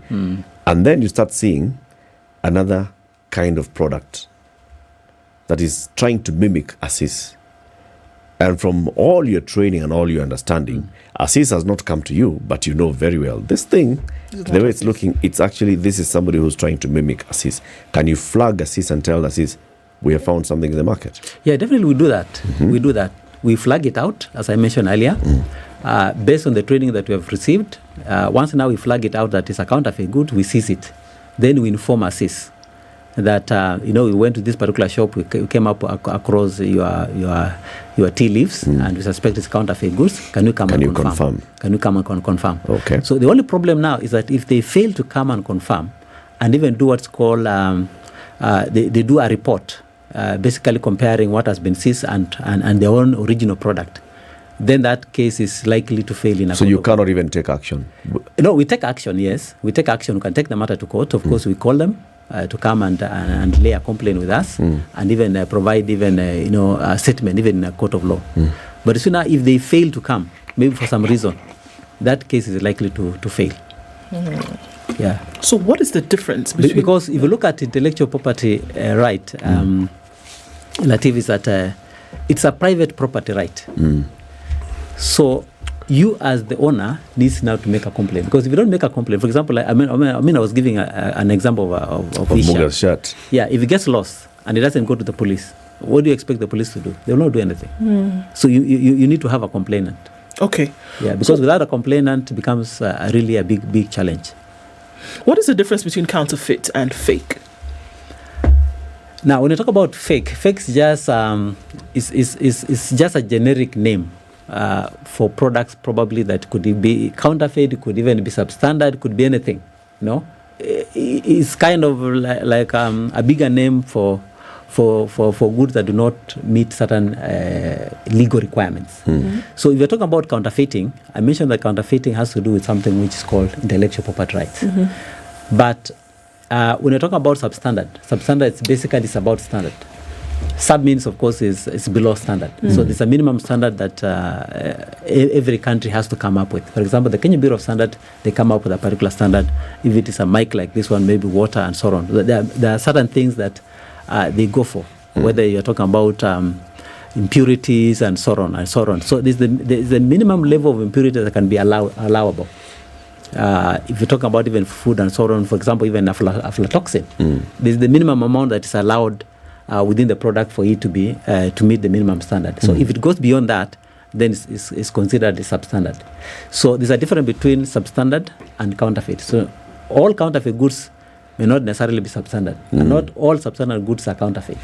So let me give you an example. We're looking at this as T. Let's say someone steals an entire consignment of this tea, okay? Yeah.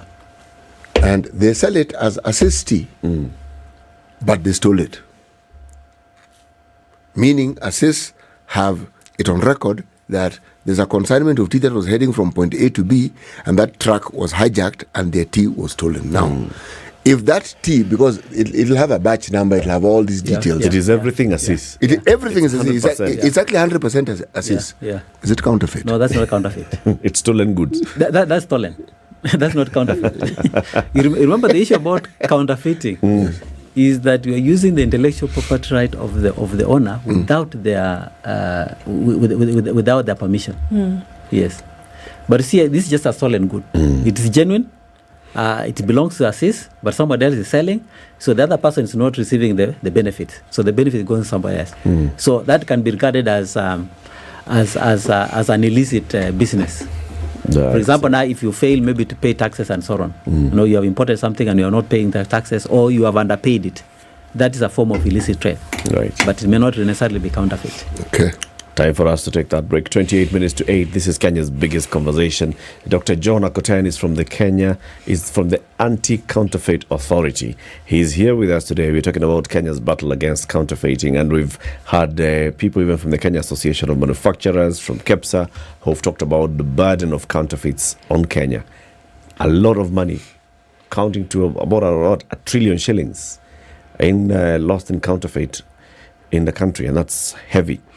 Have you talked to I&M Bank? Because they say I&M Bank to Nakujali. They say we are offering you the largest unsecured personal loan in the market, up to 10 million shillings of unsecured personal loan. All you need to do is walk into I&M Bank, holding your payslip. And also, your employer needs to do something. What does the employer need to do? Your employer needs to give you a letter stating that you actually do work and you're on their payroll. So if you go in armed with that, have a chat with them, and they say, okay, how much do you need?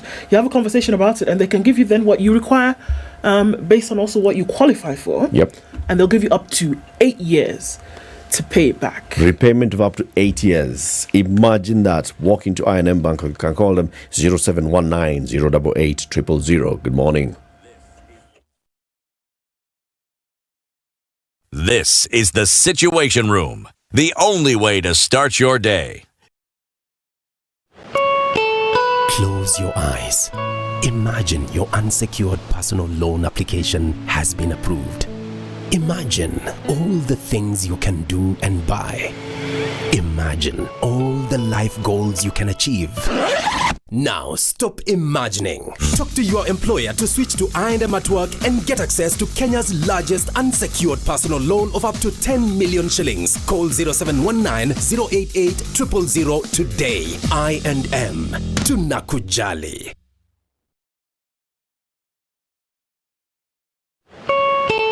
Close your eyes.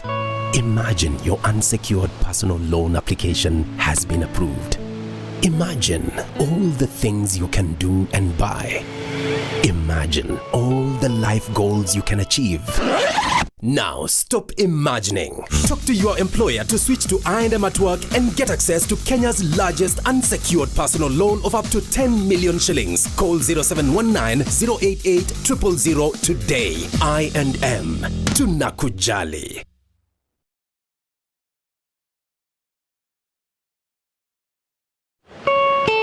Close your eyes.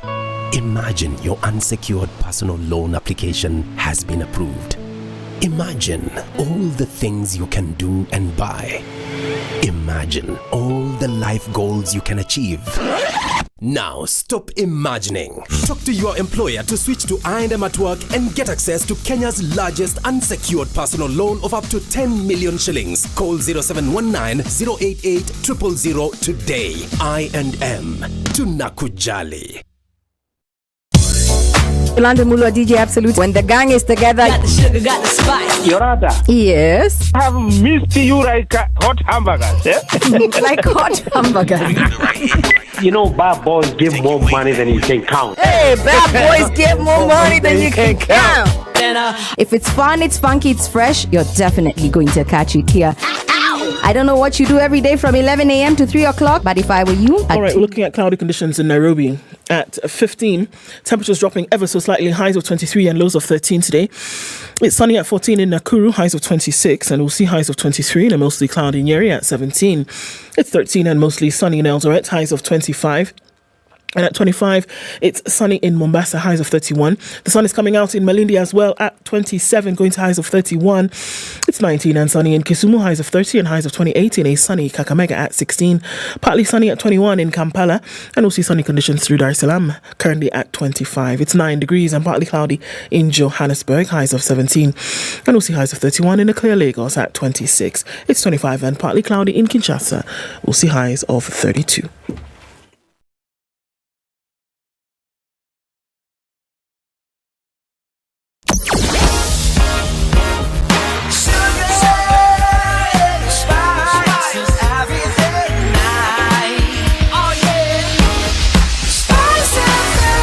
Spice up your life. A number of many folks this morning, so that's all right, I guess. A little bit of it on Jogo Road. It's going to spill over towards Landis. It's busy on Wayaki Way. Gitanga Road coming in from Gong Road. That's pretty busy as you touch on Riara and then into James Gishuro.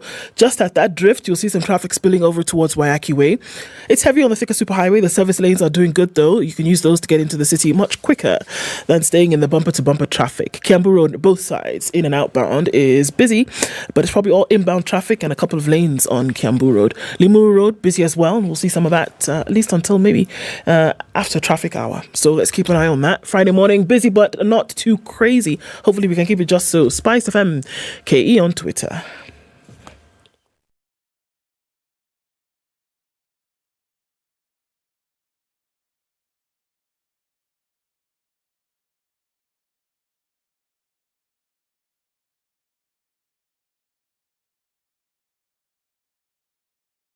Mature, intelligent talk every morning.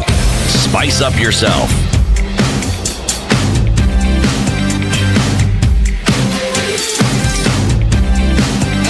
Mornings done right. So you've heard about counterfeits in the country. Oh, this is counterfeit. Oh, this is fake. Oh, this is substandard. We have somebody now to explain to us the difference between all those things. Dr. John Akoten is the director in charge of research, planning and quality assurance at the Anti-Counterfeit Authority. He's here with us this morning to explain the battle against counterfeits in Kenya. And Dr. you just explained to us what counterfeits are, which is that thing that is basically being done by somebody unscrupulously to try to mimic a product, a genuine product, get into the market and selling it as this product. But of course, it will not meet the same exact standards and specifications of this. What attracts somebody to counterfeit? Well, of course, there are a number of factors. For example, it could be the trademark. If it is a well-known trademark, consumers sometimes they want to buy those particular products. They want to be associated with that particular product. We did mention about, for example, if it is a mobile, let's say a mobile phone. Yes. Somebody wants to be associated, let's say, with the iPhone, probably 11 or 12 or 13 or whatever it is. So if somebody was selling a counterfeit iPhone, you would find people maybe actually buying it. And actually, we did some research some time back and found out that the propensity for consumers to buy counterfeit goods actually increases with the level of education as well as also their income. It increases. It increases. So Up the to a certain higher your level, education and higher your income, yes, the higher your chances of buying counterfeit goods, and then reaches a particular point and then it comes down. All right. For example, now, I mean, if it was, let's look at probably water, a simple product like water. You get some water maybe from the ground, maybe runoff, and then you put it in a bottle, and then you want to sell it. So you find that actually very few people would buy it because they look at it and say, "Oh, I think this one is not really, it's not something that you can actually consume." Impurities. Yeah, it has impurities. You can see it. Now, as your level of income, of course, increases, and also your level of education. For example, like us, we are sitting here. Probably you are in Europe. Probably you have been traveling, and then you come across, let's say, a Rolex, watch. Probably that is costing maybe something like 7,000 shillings. I mean, you'll go for it because you want to be associated. You want to be associated with a particular class. So when you're wearing it, you want maybe to show to your friend that you have a Rolex. If it is a bag, maybe Gucci. Our sister here and probably would want to have that Gucci bag and maybe place it on top of the table so at least everyone would want to see it. So you want to be associated maybe with a particular club because of a particular trademark that is well known. Yeah, so you find that there are a number of factors. Of course, the other factors could be maybe issues of price. Probably the price is cheaper, so you want to buy it. It's a trademark issue. Others probably just a classism, maybe because your colleagues are buying it, so you want also to be associated with it. But what we keep on telling people is that cheap is expensive. So you may go actually for a particular product which is cheap, but in the end actually becomes very, very expensive. Yes. But what makes somebody want to counterfeit? This person who is creating this fake Gucci bag or this fake iPhone, why are they doing it?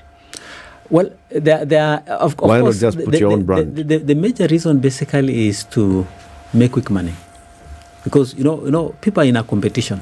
There are people who are already manufacturing products. There are others probably who want to venture into a particular business.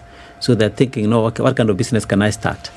And they realize that when they start out that particular company is that the issue about marketing and so on. Your product is still new. Yeah. People do not know even your product, how does it look like, maybe in terms of the quality, in terms of quite a number of other aspects. So it will take you a lot of money and a lot of time for you really to market that particular product.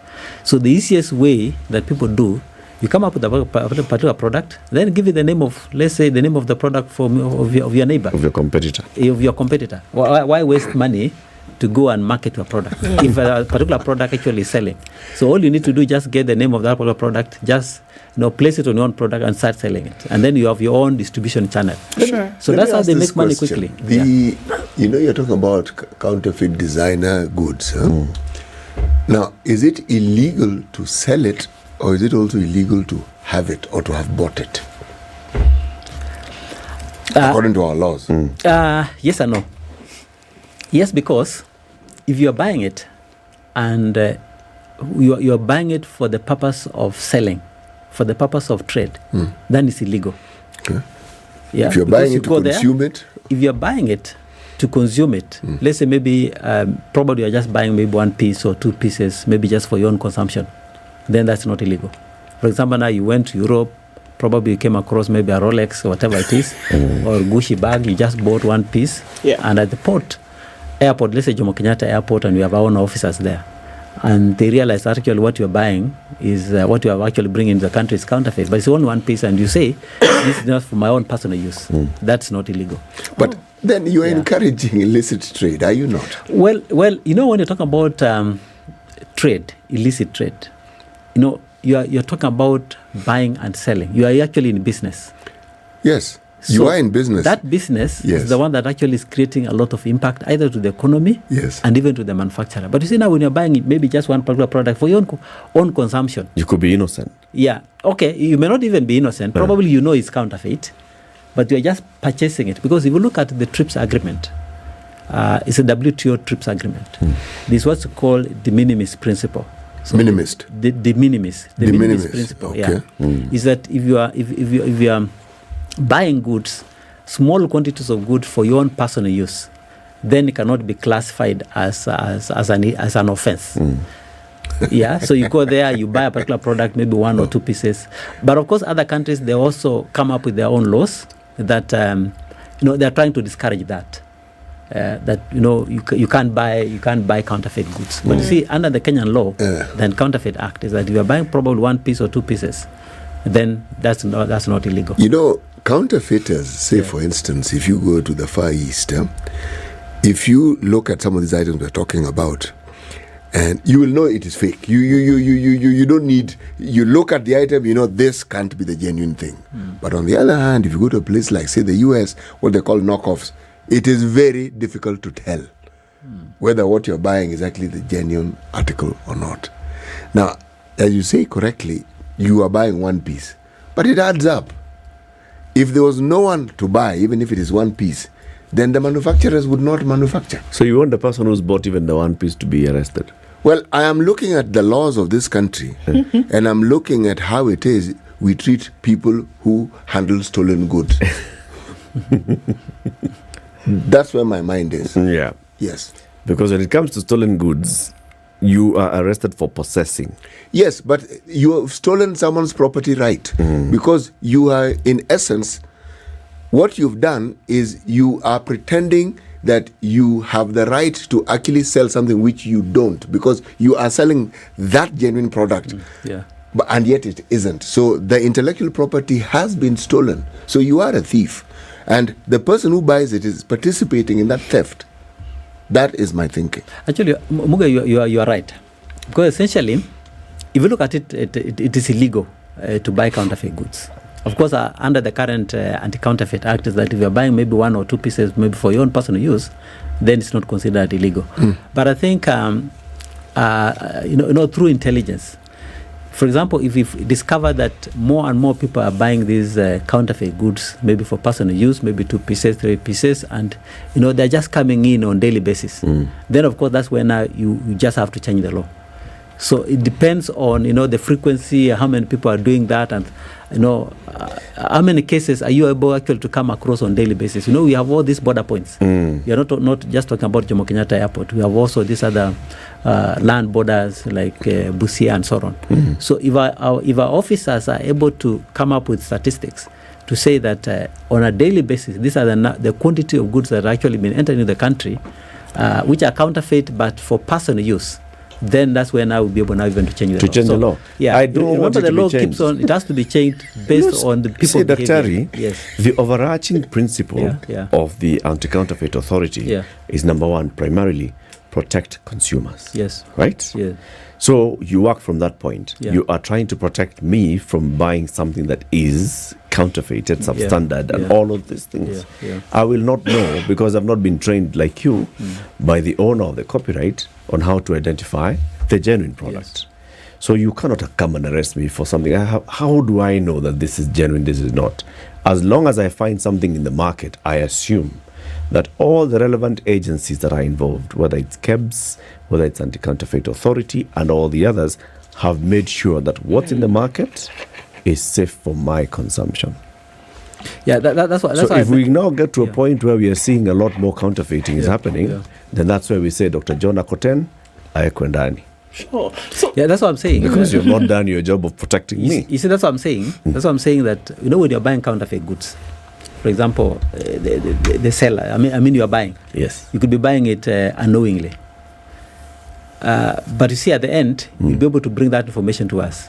That's intelligence that we use now to go and do the seizure. So we depend on the consumers to give us that intelligence, to give us that information. Then, of course, the manufacturers also come also to lay complaints with us. Sure. So that's how we work. So essentially, you work from the end and then go towards the beginning, because you wait until something, essentially what you're saying is that you can't work until something has gone wrong. Until somebody has brought forth a complaint is when you say, okay, hold on, let's now go and check. But what I hear him saying, which kind of makes sense to me, and maybe what happens in other places, is that nothing will go on the shelf until, or anywhere for that matter, where anybody can buy or trade, that nothing will go into that place until it has been checked. So like when you go to KEBS, if you're manufacturing something today, in order for you to have it retailed, you must go to them and they give you the the diamond mark or whatever mark. I don't know what stone that is now. Yeah, the same mark. Yeah, they give you the standardization mark, right? We know that there's some people who fake the mark and all of this, but essentially the process by which you can now get your goods up in the market has to pass through KEBS. Is it not possible, or wouldn't it be that now the two of you as anti-counterfeit and KEBS work together to guarantee that whatever is going out has been checked by both, so that me who goes to buy a product, unbeknownst to me whether it's counterfeit or not, I will then not get in trouble. Should I purchase an item, then we should be able to hold a body responsible for having let that item get on the shelf if it is counterfeit, and not me who buys it. Actually, work together.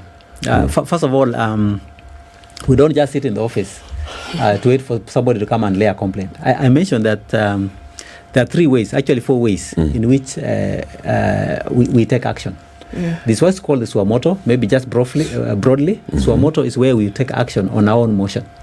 Now, that action can come in different forms. For example, the executive director, who is the CEO, can actually direct an inspector now to go and conduct an inspection if he thinks that there's suspicion that a particular shop is selling counterfeit goods. The other way is where a consumer like yourself, probably you are walking along the street, you come across, maybe you wanted to buy something, then you suspect this must be counterfeit goods. Then now you come and lay a complaint with us and say, I bought this particular product, I suspect it's counterfeit goods, can you come and take action? So immediately we'll order that company now to refund you, and then now we take up the matter. The third way is what's called through the inspector's own motion, based on the product knowledge training that they have been able to receive through the intellectual property right owner. So they train you on how to identify counterfeit goods. So our inspectors will go to a particular place, for example, a shop. You are just walking, you enter into a supermarket, and that's what actually our inspectors have been doing. So they enter into a supermarket, they pretend that they are buying something, and if they suspect that some of the goods on the shelves are counterfeit goods, then they inform their own colleagues, and then they come and seize. And of course, we also inform the local police. So we seize those goods. Now, that's how we handle issues of complaints. Now, we have also come up with what's called an intellectual property right recordation. Now, we realize that most of the counterfeit goods in the country actually are imported. Actually, 80% of the counterfeit goods are imported. So it's only 20% that are locally manufactured. And basically, they're just simple imported things. and they're mimicking... Yeah, they're mimicking... global brands. Global brand. Because they have the capacity to manufacture products. And like our own Juakali sector here, they can manufacture, whatever they can manufacture is very, very simple. So what they do is the issue of repackaging. For example, you get these old bottles, then you fill it with water, or you take a packet like this one, then you place something else inside, then you sell it as ISIS and so on. So the simple kind of counterfeiting. But the one which are a bit complicated, for example, now you come up with a mic like this one. It's manufactured outside. So 80% of those counterfeit goods come from outside. So under the intellectual property right recordation, what we have done is that we are working with the Kenya Bureau of Standard to have this good checked at the point of exit. You remember under the KEBS PVOC system, this is the pre-verification of conformity assessment, which is done by quite a number of companies. Before the goods leave their country. Before the goods leave the country. That they're checked in terms of whether those goods meet the Kenyan standard before those goods are actually released to enter into the country. So in addition to that, we are working also with the Kenya Bureau of Standard that those PVOC agents, they can also check whether those products are counterfeit or not. So there are kind of features that, information that we collect from the manufacturers, we put it into our database, and then that information is the one that now can be used by those PVOC agents to ensure that those products meet the Kenyan standard, and they are also not counterfeit. So it's what's called the enriched PVOC program. So we're working with the Kenya Bureau of Standards to ensure that... and where are the gaps? Because we still have a lot of goods that are in the country that are counterfeit. I think probably the gaps, because now we are using the agents to do the work for us out there. Even Kenya Bureau of Standards, they're using the agents, so it's not their own officers. And basically what they do is that, because of the volume of goods that are coming to the country, remember that, for example, if you go to China, Shanghai, for example, there are millions and millions of containers which are being loaded on daily basis. So those officers probably just do some kind of random sampling. So they just go to a particular plot, maybe they look at this particular container, they check, they ensure if it is okay, and then maybe they give them the PVOC certificate, and then they release. And they know what I gather maybe from intelligence, is that once those officers leave, then they bring in other goods and then the exporter now swaps. Yeah. So they add more goods into the container, or maybe another container, and so on. So you find that some of these goods actually can come through. Right. Then again, now if you look at our border points, now we have these panya routes. For example, the border between Kenya and Somalia is quite huge, and of course with Ethiopia and so on. So some of those goods actually they come through these other countries, and then now they enter our country through these border points. So that's how some of those goods actually come into the country. Still, Daktari. Yeah. So at the point of entry, let's say if it's at the port, of course, our ports, we have a ports authority, we have cabs, we have, I imagine, even your officers are stationed at the port. Sure. So the panya routes, they're still going to use some roads to get into the country. What kind of surveillance do you have, working with the police as well, to see if a container is coming from the sides of the northern Kenya and it's carrying goods, and clearly we know that there's no factory anywhere in Mandera that makes watches, that makes shoes, and these are shoes coming in, you'd be able to impound it. Yeah, we have those surveillance that's mainly done by Kenya Bureau of Standard as well as also KRA at specific points. Right. For example, if it is Garissa, I think those goods which are coming from Somalia, they come through Garissa, and then from there they can go to Mombasa or come to Nairobi. So we have police officers there together with officers from Kenya Revenue Authority who actually check on those goods. But I think because of other factors, including even issues of corruption, for example, those goods actually can be let in to come into the country. So those are some of the challenges that sometimes we face. So our loopholes are basically because there are some systemic issues. There are issues within the institutions that are mandated, either capacity or corruption or combination of all of those things that then allow things to come in. Because as I hear you say, is that on paper, things have been designed in such a way that you have multiple ways of detecting and stopping counterfeits from getting onto the shelf or getting into the consumer. From the point of export into the point of entry, into the point of through surveillance into the shops or through surveillance on the roads, but still billions of shillings worth of goods find their way onto the shelves. How can we address this? Well, what we've done is that we have what's called a multi-agency framework that was established sometime back in 2018. Through the ministry, of course, of our ministry, which is called the Ministry of Industrialization, Trade and Industry. There was a gazette notice that was put up there in 2018 that came up with an illicit trade executive forum that brought quite a number of other government agencies together. The principal secretary for trade was the one chairing the aspect of creating public awareness, because again, when we went out to seize goods, most of the people are saying, especially the manufacturers were saying, especially these small traders were saying, well, I bought these particular goods from, let's say, wholesaler A or B or C, and I was not even aware that they were counterfeit goods. So we had even to go out and train people and the traders and so on the differences between counterfeit, substandard goods, illicit trade, and so on.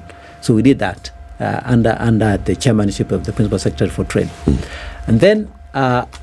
When we completed that session, because we started now with creating public awareness, then later on now we started enforcing the provisions of the various laws, whether you're talking about Kenya Bureau of Standards Act, Anti-Counterfeit Act, and so on, public health and so on.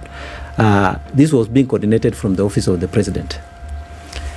So they brought in all these government agencies, and they would go and conduct seizures together. So they can go to a particular place. We have the Kenya Bureau of Standard, we have KRA, we have ACA, we have other government agencies. So we would go out there and, we seize. And if you can remember, around 2017, 2018, up to 2019, we actually seized a lot of goods. I think it was around 3 billion, billion Kenya shillings worth of illicit goods. And half of that was even destroyed by the former president, just here in Athi River. And because of that, there was a lot of goods that were held at the port of Mombasa. In fact, actually, the port of Mombasa actually reached a point where there was a clog of containers. And even the small traders started raising a lot of issues. They were actually complaining. They even stopped us even doing raids even here in downtown Nairobi. We could not even go there because a number of these politicians came and said, no, ACA, don't go there. So I think because of that, being able to see a lot of impact because of this multi-agency. So what you need is more of that. Yes, more of that actually, multi-agency. So if you have that kind of multi-agency, you'll be able to see a lot and reduce the amount of... And then political goodwill. Yes. I hear political goodwill as well, because when you conduct those raids and you're actually doing your job, you don't want to hear somebody coming to say, unaharas. Yeah, sure. Wafanyi biashara wa Kenya, nini. Dr. John, thank you very much for joining us today. Thank you. Karibu tena. You need a lot of awareness on this. Thank you. Thank you. Dr. John Akoten is the Director in charge of Research, Planning and Quality Assurance at the Anti-Counterfeit Authority. Keep it here for more conversations. Good morning, 8 a.m. Spice up your life.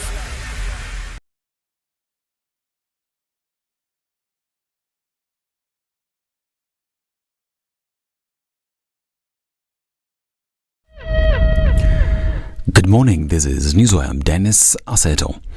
The Council of Governors has today called for an emergency meeting to give directions following what they say is aimed at shutting down of counties due to unavailability of funds. The chairman of the Finance and Planning Committee, Kakamega Governor Fernandez Baraza, says today's meeting will be to give direction on whether they will provide services or not. There is no way you can expect development when we don't have resources coming from the National Treasury. And it's not a favor that you are getting or you are asking for from National Treasury. This is the right of all the 47 counties. We are entitled to the equitable share. Na hiyo sio tunaomba. That is a requirement, it's an obligation for the National Treasury. He says the counties have had to borrow money to meet the counties' needs, including paying salaries. Right now, counties are borrowing money for them to fast track even payment of salaries. I've not heard MDAs having delayed salaries. As we speak right now, all the ministries, MDAs, have already received their disbursement for the month of April. And yet counties are begging. At the same time, the governors are proposing that Treasury be removed from the management by the national government and become an independent institution, claiming that it has been addressing national needs while neglecting those of the counties. The issue of the National Treasury, maybe you may have to consider having an independent National Treasury. An independent National Treasury will be able to serve the two levels of government equitably. Right now, the National Treasury that we have seems to be serving only the national government interests. Now, police officers in Bungoma are investigating allegations of enmity that has emerged between the Mumias Sugar Company and the West Kenya Sugar Company. The investigation follows an incident where West Kenya Company's sugar cane trucks were attacked. The head of communications unit, West Kenya Sugar Company, George Muruli, claimed some officials of the Mumias Company paid youths to attack their trucks for allegedly taking sugarcane farmers from them. Our trucks ferrying sugarcane from Busia and Halaba were attacked by some rowdy youth who were chanting Mumias Sugar Company's song. In view of what transpired and in fear of losing our trucks and lives of our drivers because of this unprovoked, barbaric behavior by hired, vulnerable youth, we have been forced to park our trucks in our outstations until we are assured by security agents about safety of our fleet that particularly passes through Mumias to evacuate sugarcane to West Kenya Sugar Company. Muruli now wants the security units to ensure that the person who planned the incident is arrested, a statement that has been emphasized by some farmers who sell their cane to West Sugar Company. West Kenya Sugar Company therefore requests the county security teams to mount thorough investigations into the incident with a view to identifying both the perpetrators and the leaders promoting this kind of approach to economic competition. When you start fighting personal wars that benefit you financially and you are killing the community, these two leaders should be told in terms that are clear that somebody is misadvising. And the governor should not come out to start looking like he's feeling that one son is better than the other. What we expected them to do is to bring every investor in this county together for the benefit of the economic growth of the county. Now, the Kenya Post-Primary Teachers Union CUPET has called on Parliament to amend the Finance Bill 2023 in a bid to make the proposed housing levy voluntary. Moses Mbora, appearing before Senate Standing Committee on Education, said teachers would not afford a 3% contribution to the fund. He said most CUPET members had loans, leaving their pay slips with minimal funds. He said teachers' financial situation has been worsened by failure by the Teacher Service Commission to effect promotions. Now, the High Court in Mombasa substituted life imprisonment slapped on a man who defiled a 9-year-old girl with a 25-year jail sentence. The accused, Nyawa Mabugu Mericheri, appeared before Lady Justice Anne Onginjo after he appealed the life sentence ruling that was delivered 3 years ago. According to a statement by the Director of Public Prosecutions, Nurin Haji, Judge Onginjo upheld the judgment but instead ruled for the accused to be jailed for 25 years, noting that he had been in custody during the whole trial. This is Newswire. I'm Dennis Aseto. Good morning.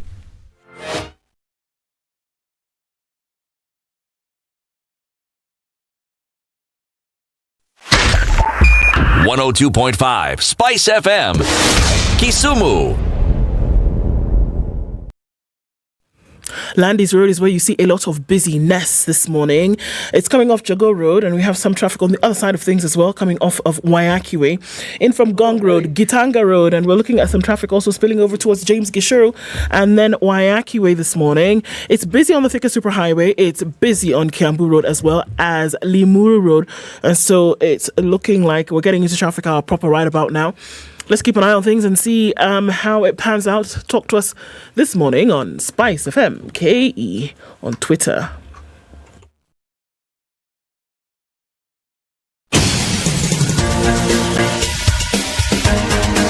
This is the Situation Room, the home of hard-hitting political commentary and penetrating insights about the state of the nation. This is a talk radio experience like no other. The Situation Room, a place for hard truths, debates, and elevated conversations. The Situation Room, witty, political, engaging, deep, controversial. In the room, we have C.T. Muga, researcher, academic, seasoned political observer, a fountain of wisdom in these politically uncertain times. Ndu Oko, Nigerian by birth, Kenyan by choice, communications expert, Pan-Africanist, a truth seeker and believer in people power, and Eric Latif, agent provocateur, the man in the chair, seasoned journalist, news hound, a man who believes in punching up, not down.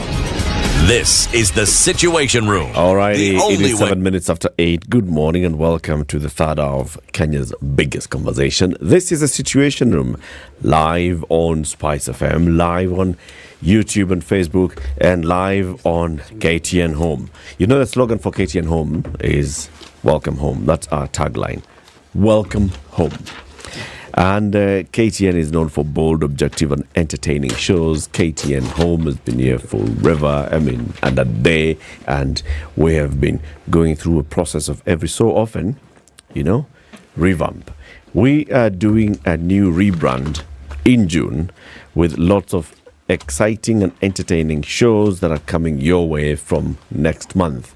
So keep watching KTN Home and see the new look of KTN Home, the new look of entertainment, the new look of information, the new look of informative shows coming up in a month's time. KTN Home, welcome home. Now, Centum has also been talking about what they're doing, and this is at Two Rivers. What is it they're doing at Two Rivers, Ndu? Little pieces that you could eventually call your own in terms of real estate, apartments, 1 bedroom, 2 bedroom, and saying you guys have an opportunity to play where you live and have an opportunity to full access to 24 hours water, 24 hours electricity, a slice of heaven essentially is what they're calling it. And they're saying you could actually get on this journey towards home ownership. All you need to do is walk into your bank and ask them about the Kenya Mortgage Refinancing Company and talk to them about how you can get a loan at between 8 to 9%, and these things that you see right around Two Rivers could become your own. Can you imagine? Just like that. The whole idea here is you're paying rent. How about you basically use that rent towards home ownership? So every month as you're paying your rent, you're actually paying towards home ownership. And this is why what Centum Re have done is they've come into the market and looked at that segment. People who would be able to use this money, that's apartments at below 10 million shillings, and that segment is the most popular one, and say you can actually convert what you're paying as rent into repayment towards a mortgage, and you own a home. And they've come up with fantastic homes. All you need to do is go to Two Rivers Mall, walk into the Centum Re office and ask them to show you around, or you can text the words Two Rivers to 222-365. It's that simple. Now, in 2007, December, Kenyans went to the polls. We all know what happened. Up until March 2008, things were just chaotic. And then after that, signed a peace accord. And among the things that we said was we are going to investigate and audit what exactly happened in 2007. One of the consequences of that was the disbandment of the then Electoral Commission of Kenya. And then towards now coming into a new era, we said, let's have two commissions in the interim to just run our affairs. One of the interim Electoral Boundaries Commission, and the other one was the interim what was it? Interim Independent Electoral Commission. Yes. I'm seeing there's an I. There are two I's. Yeah. Interim Independent Electoral Commission. The chairman of that commission was an advocate of the High Court of Kenya, Ahmed Isaac Hassan, who then managed that commission, took us into the referendum of 2010, did a very good job. Everybody commended them. They said, okay, so in fact, we're even able to go and put your fingerprints and actually participate in a referendum. All those things that hadn't been done before. So the Constitution created a new body called the Independent Electoral and Boundaries Commission. Basically merging those two, the electoral one and the boundaries one into one. Big one. And they were told, apply for jobs. The man who had run the referendum applied for the job of the Independent Electoral and Boundaries Commission. He got it. I mean, flying colors. He managed the 2013 election. Half of the country was like, this has done a very good job. Half of the other country was like, chaos. Anyway, the man is here. He's written a book and he's giving us an account of what has happened in that time and his own experience. Ahmed Isaac Hassan, good morning. Good morning, Eric, and thank you for having me here. Karibu sana. Welcome to Kenya's biggest conversation. That's the hot seat of the situation. It's good to have you here. To welcome you, this man from Papua New Guinea has the day's proverb. And the proverb is from Africa. It's from Eritrea. Yes. When the road is good, it is used a second time. A second time? Yes. When the road is good, it is used a second time. It is used a second time. Once and then it's used again. Okay, when you hear this, what do you make of that proverb? What do you think the Eritreans are saying? I think good character, good ethics, good morals is something which you have to aspire to, so that you can be, they can come back for you again. It's not the road physically. I think it is metaphorical speech. Yes. Good character. If you're somebody of good character, good moral standing, people will want to associate with you again and again. Kizuri chajiuza. Chema chajiuza hicho. Very good. Now, Ahmed, you wrote this book, after being quiet for so long. Yes, 5 years. Yeah, for 5 years you were just quiet after you and your fellow commissioners basically exited office and created room for an entire new commission to come in and manage the 2017 election. Everybody was wondering, so what happened to these people? Some of your fellow commissioners have been appearing in the media, speaking and giving their experience and, what should happen in an election, in election management. Ahmed Isaac Hassan just went quiet. All we're hearing is that you had been approached by other countries to help them think about electoral management. So what have you been doing for those 5 years?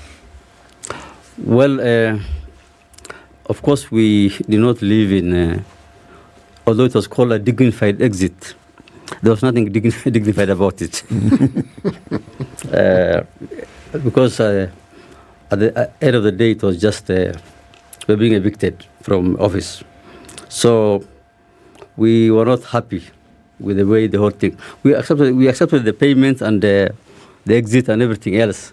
But you see, you leave and it leaves a very bad taste in the mouth, you know. So we had a lot of anger and resentment, actually. I would say against the media, whom we thought was used to bastardize the commissioners and myself. For me, I did not want to take part in a discussion on Kenyan elections. I made a personal decision not to talk about elections in Kenya because there's already somebody who took over my office, Chebukati, and I believed in the policy that if you cannot get your support, then at least give him your silence. Because he doesn't need another chairman or former chairman to be another armchair analyst to second guess the chairman who's in office. And even once the commissioners came on TV to try and even bash the chairman or the other commissioners, the chairman called me, you know, complained that, you know, why your former commissioners are trying to trash me now. So I tried to encourage the commissioners to go slow on those attacks. But some of them, of course, wanted to be back in the limelight. I guess some of them wanted to be to keep on using the same name. But for me, I made that choice. And whatever advice I was giving, it was just private.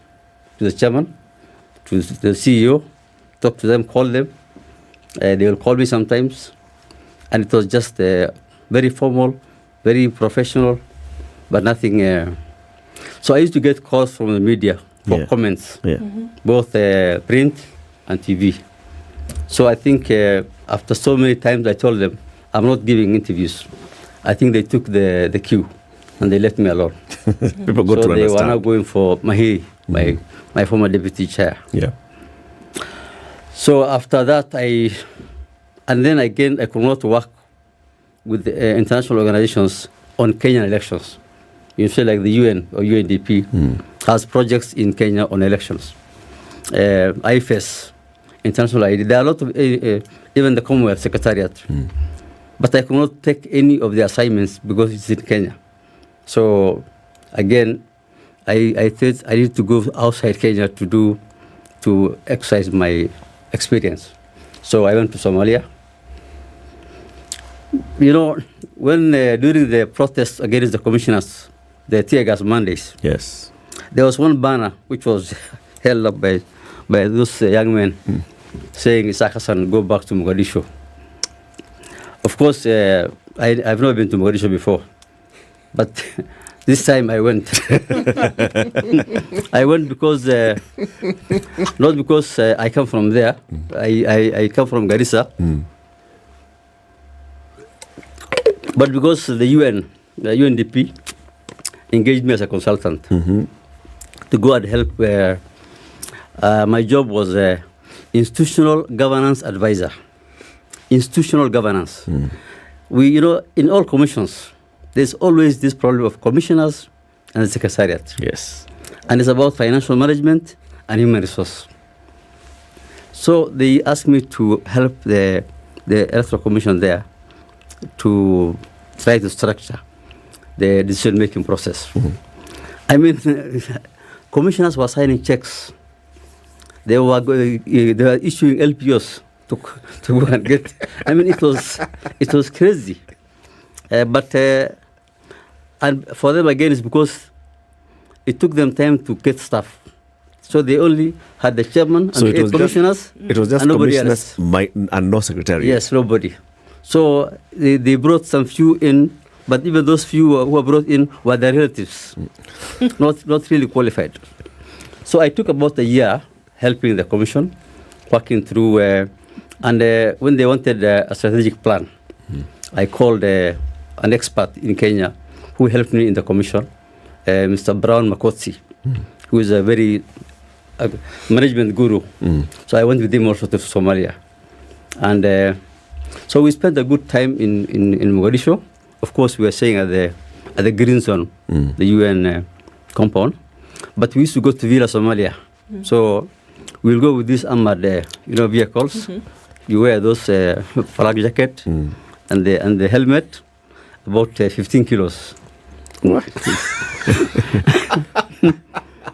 And but it was very interesting and fulfilling, because eventually the commission became transformed and became a professional. I tried to replicate IBC actually, and they came with a lot of the policy, the programs of IBC was taken there. The good thing is, when I was still the chairman of IBC, they had come for benchmarking and study tour, the commissioners and the CEO. So when the commissioners went back, I told the CEO to stay for 1 month and work with Ezra Chiloba to just understudy him, to see how a secretary is made. So he was very happy actually for those 1 month, 30 days he was here. He took a lot of lessons. So when I went back to them now, we were very happy to set up a very good commission. And so again, even that was for me. I never wanted to showcase it as something which I'm doing.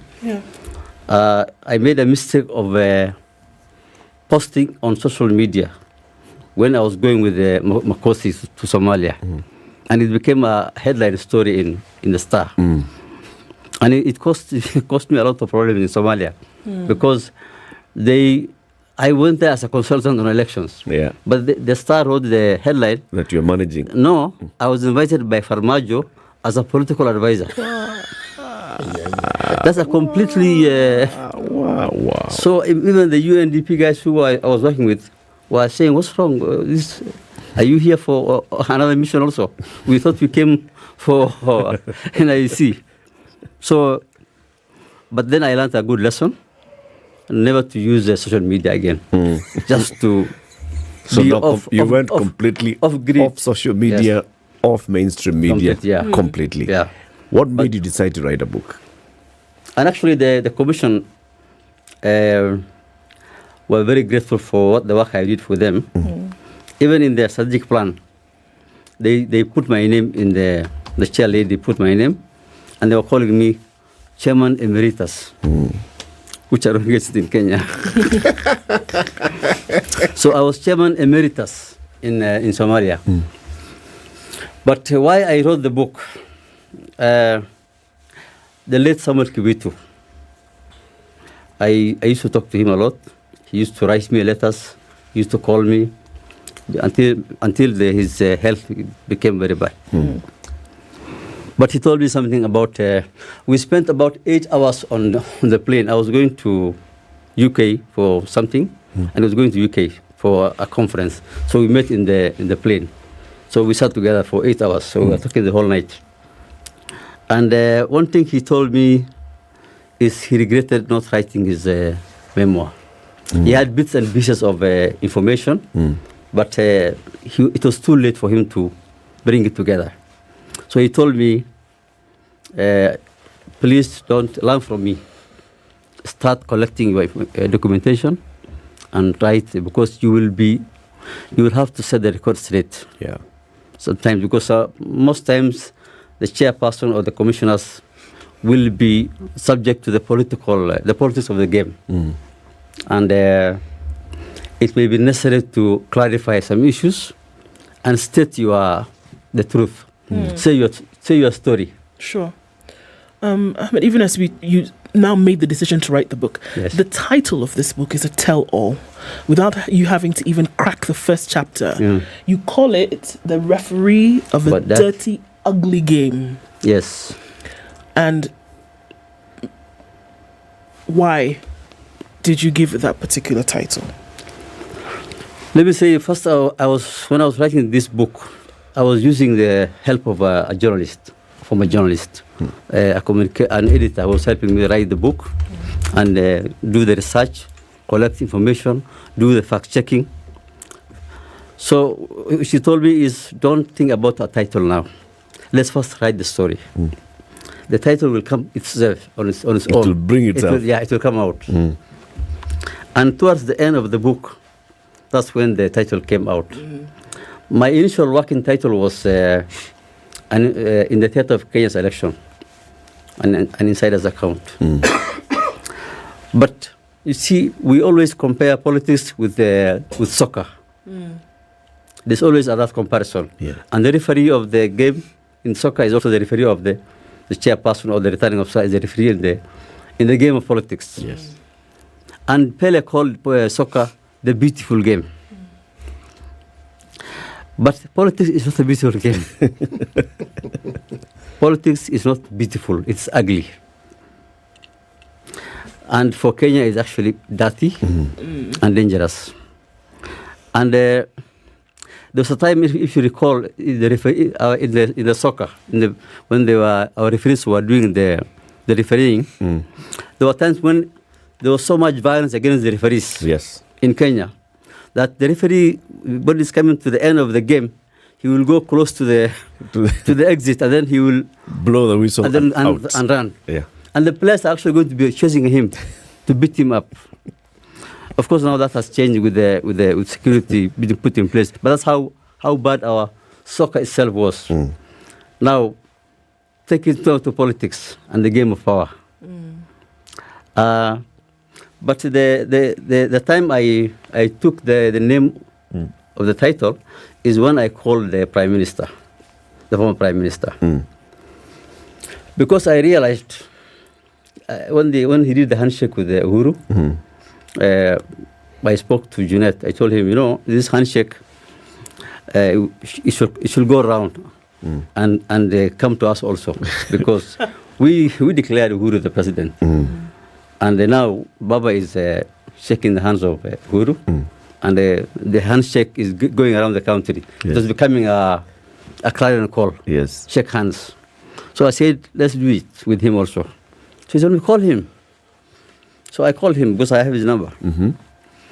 And I thought, he'll be angry or something. But he said, habari kijana yangu. I was surprised. I thought, this guy, habari kijana yangu. I told him, yes, Papa, I'm okay. How are you? I told him, I'm here with Junet, but we're talking about the handshake. We think the commissioners and myself we need to come to you.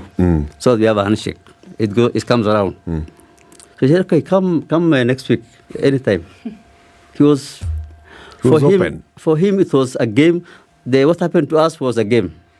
It was over. They have done it. This was now done. He had moved on. Yeah, they moved on. But while the 9 of us were still stuck in that time warp, still angry, still unhappy. But then they have moved. It's a game. So that's why I came to this title. If you understand, that here it was Baba, who I thought was going to be still angry with us on not even taking our calls, but he's saying, come. For him, that was last year. It's over. I'm not doing something else. It's interesting that you call it a game, Ahmed. Yeah. Then the question comes into play. If you're calling it a game, were those elections, from where you stood at that time, credible? Of course. You are making the mistake of taking the literal meaning of the words. No. Actually, I think... I'm not. Because I know exactly what you're saying. But the public perception, you cannot run away from, especially since this book now is public. Yes. You cannot all run away from the public perception, whether shared, divided, was that there must have been a question mark when it came to the credibility of these elections. And that you now making the record, clearing essentially, or making the record straight from your point of view, would want to demystify whatever perception had been planted in the minds of people that this election was not credible. I think you have completely... I respect your view, but it's wrong. And I think that was far from my mind when I was doing this title on this book. And if you read the book, especially the last chapter where this title comes up, you will see how the title came up. Because when Baba told me come, I called the commissioners. I told them, let's go and see Baba together and shake hands. But then there was no agreement, all of them. Some were not still happy They didn't want to, and I felt, going with only one or two was not going to be good. So, but what I saw from there is that, they shook hands with the Uhuru, and they moved on. And like nothing happened. Nothing happened. But people's lives and reputation were destroyed. Yeah. Okay. So that's why I was saying it was for them it's a political game, and politicians generally have this habit of just making fun of everything, even when the lives are going to be lost. You will see, for example, there was a by-election in Malindi, which Mungaro was appointed into the cabinet, and Jubilee wanted to now have because they had no MP from Kilifi, and Malindi, so they wanted to have somebody from there. So the deputy president was there, William Ruto, and a lot of the government ministers.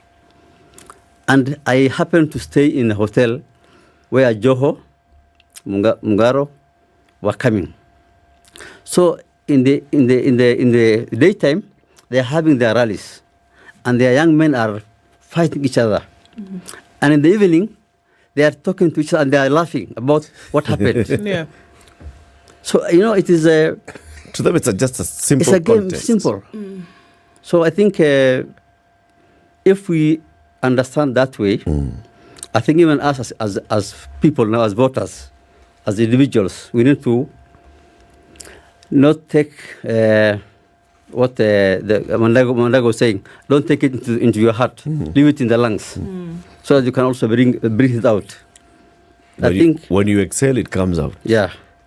So I think there's a lot of lessons for us as people, because instead of just keeping the hatred, the animosity, and fighting ourselves, when they themselves, the people you are fighting for, they don't hate each other. Yeah, they don't. I mean, they're the same club. They're all political cousins. Was that the first time that you spoke to the former Prime Minister when you called him? After I left office? Yeah. Yes. So it's almost 1 year. Had you talked to anyone in government? So there was the side of the former Prime Minister. At that time, it was CORD. And there was the side of the president then, the Jubilee Alliance. Yes. Had you talked to any of those top leaders from the moment you left office? Or had any of them reached out to you? No. I was Adam Barre Ali called me after I think 3 months in April to tell me, that they were thinking of giving me an appointment as either in the government or in the diplomatic service. And I was telling him, no, I cannot join the mainstream government now, because I'm just 3 months after I left office. It can't be. But yeah, he gave me the impression that he spoke to them and he was sent, because he called me for lunch, myself, Ahmed Nasir, and another lawyer, and I put it in the book. Ahmed Nasir was very. He was telling Duale, why are you cheating this man? Uhuru is not the type of person who's going to remember anybody else. He was saying, he's a typical Kikuyu. They are transactional. Imeisha. You don't come back for anything again. So, in a way, he was right. Eventually, that came to be. But at that time, I think Duale was giving the impression that he was sent by them and that he was giving that. But of course, he used my name and what happened to me as a campaign tool in Garissa. Yeah. Going to the community saying, our son has been, and Baba did this to him. So it was that's why it's all a game, and politics is just for them. You score that day. Everything is leverage. And you move on, it's leverage. So I was a campaign tool. Upon telling the elders and the community, our son was there. So don't vote for Baba. Help us get, we will make sure he gets justice. Let's take a break. 27 minutes to 9. Ahmed Isaac Hassan, the first chairman of IEBC, is our guest today. And he's here because we're talking about the book that he's authored, Referee of a Dirty, Ugly Game, and how politicians held IEBC hostage in what he has seen, showing us from his own experience. I&M Bank, tunakujali, and we are jaliing you today by giving you 5,000 shillings. Go on to our social media. Amlioto has posted a question. We are asking you, what is it that you could do with 5,000 shillings today if we gave you 5,000 bob? Tell us. And the most compelling story will be picked and awarded 5,000 shillings. This is because I&M Bank is basically creating awareness about this largest unsecured personal loan in the country, 10 million shillings. Do you want that? You can get it unsecured. All you need is a payslip, a letter of introduction from your employer, and for your employer then to go into I&M at work, and that's it. You can call them 0719 088 000, that's 0719 088 000, or walk into any I&M Bank branch countrywide. This is the Situation Room, the only way to start your day. Close your eyes. Imagine your unsecured personal loan application has been approved. Imagine all the things you can do and buy. Imagine all the life goals you can achieve. Now stop imagining. Talk to your employer to switch to I&M at Work and get access to Kenya's largest unsecured personal loan of up to 10 million shillings. Call 0719 088 000 today. I&M. Tunakujali. Yolanda Mulo and DJ Absolute. When the gang is together, you know it's sugar and spice. Great vibes, conversations, a lot of humor. I like to say we don't give an F, we give 3 Fs. You and I are in this relationship, so it is me to tell you who we are. When you ask a chick, how many guys have you been with? She's like, including you.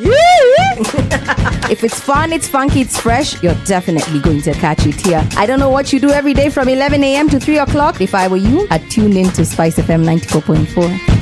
I want you on my team. So does everybody else. Yeah.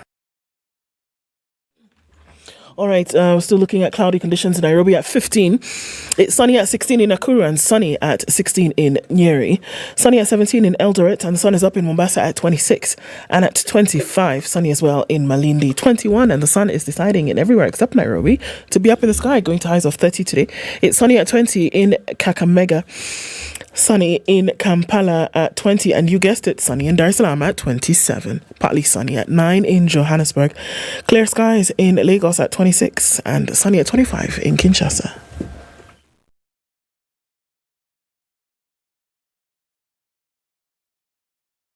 Mature, intelligent talk every morning. Done right. 94.4 Spice FM, Still Nairobi. Busy this morning on the Thika Superhighway. Still, it comes and goes. The service lanes remaining constant, though, with getting you into the city in a short span of time. So not to worry about that too much. Landis looks pretty busy. Also, Kiambu Road is dwindling, getting towards Muthaiga Square much quicker now. James Gishuru also not as heavy as it was. So traffic out might end actually a lot earlier than usual this morning. It is Friday, so we're seeing a lot of outbound traffic. North Airport Road has cleared up in from Cabanas, heading out towards the Eastern Bypass and Outer Ring. So there, you'll be all right. Gong Road not looking too bad either as you come and connect in through towards Kenyatta Avenue or going towards Hellingham. You'll be fine getting into the CBD. Let's talk still on Spice FM KE on Twitter.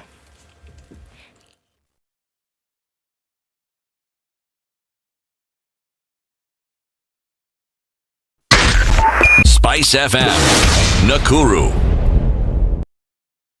Mature, intelligent talk every morning. Spice up yourself.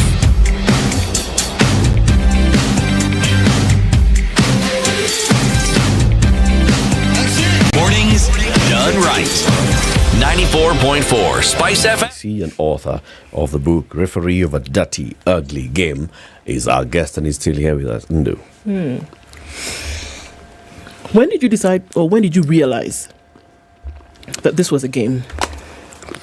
I think I have to separate two things, politics and elections. Elections, are in a way technical. They're also legal because they follow a legal framework. But you see, The larger context is the politics of power, because elections bring government into office. You become a president, governor, or senator, or MPs, and therefore you achieve political power through elections.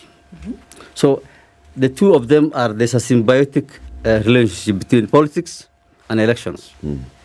So I want to make it very clear that when I am talking about as a referee, of course, as a returning officer for election for president, and also as the chairman of the commission, I was dealing with the election part as a technical way.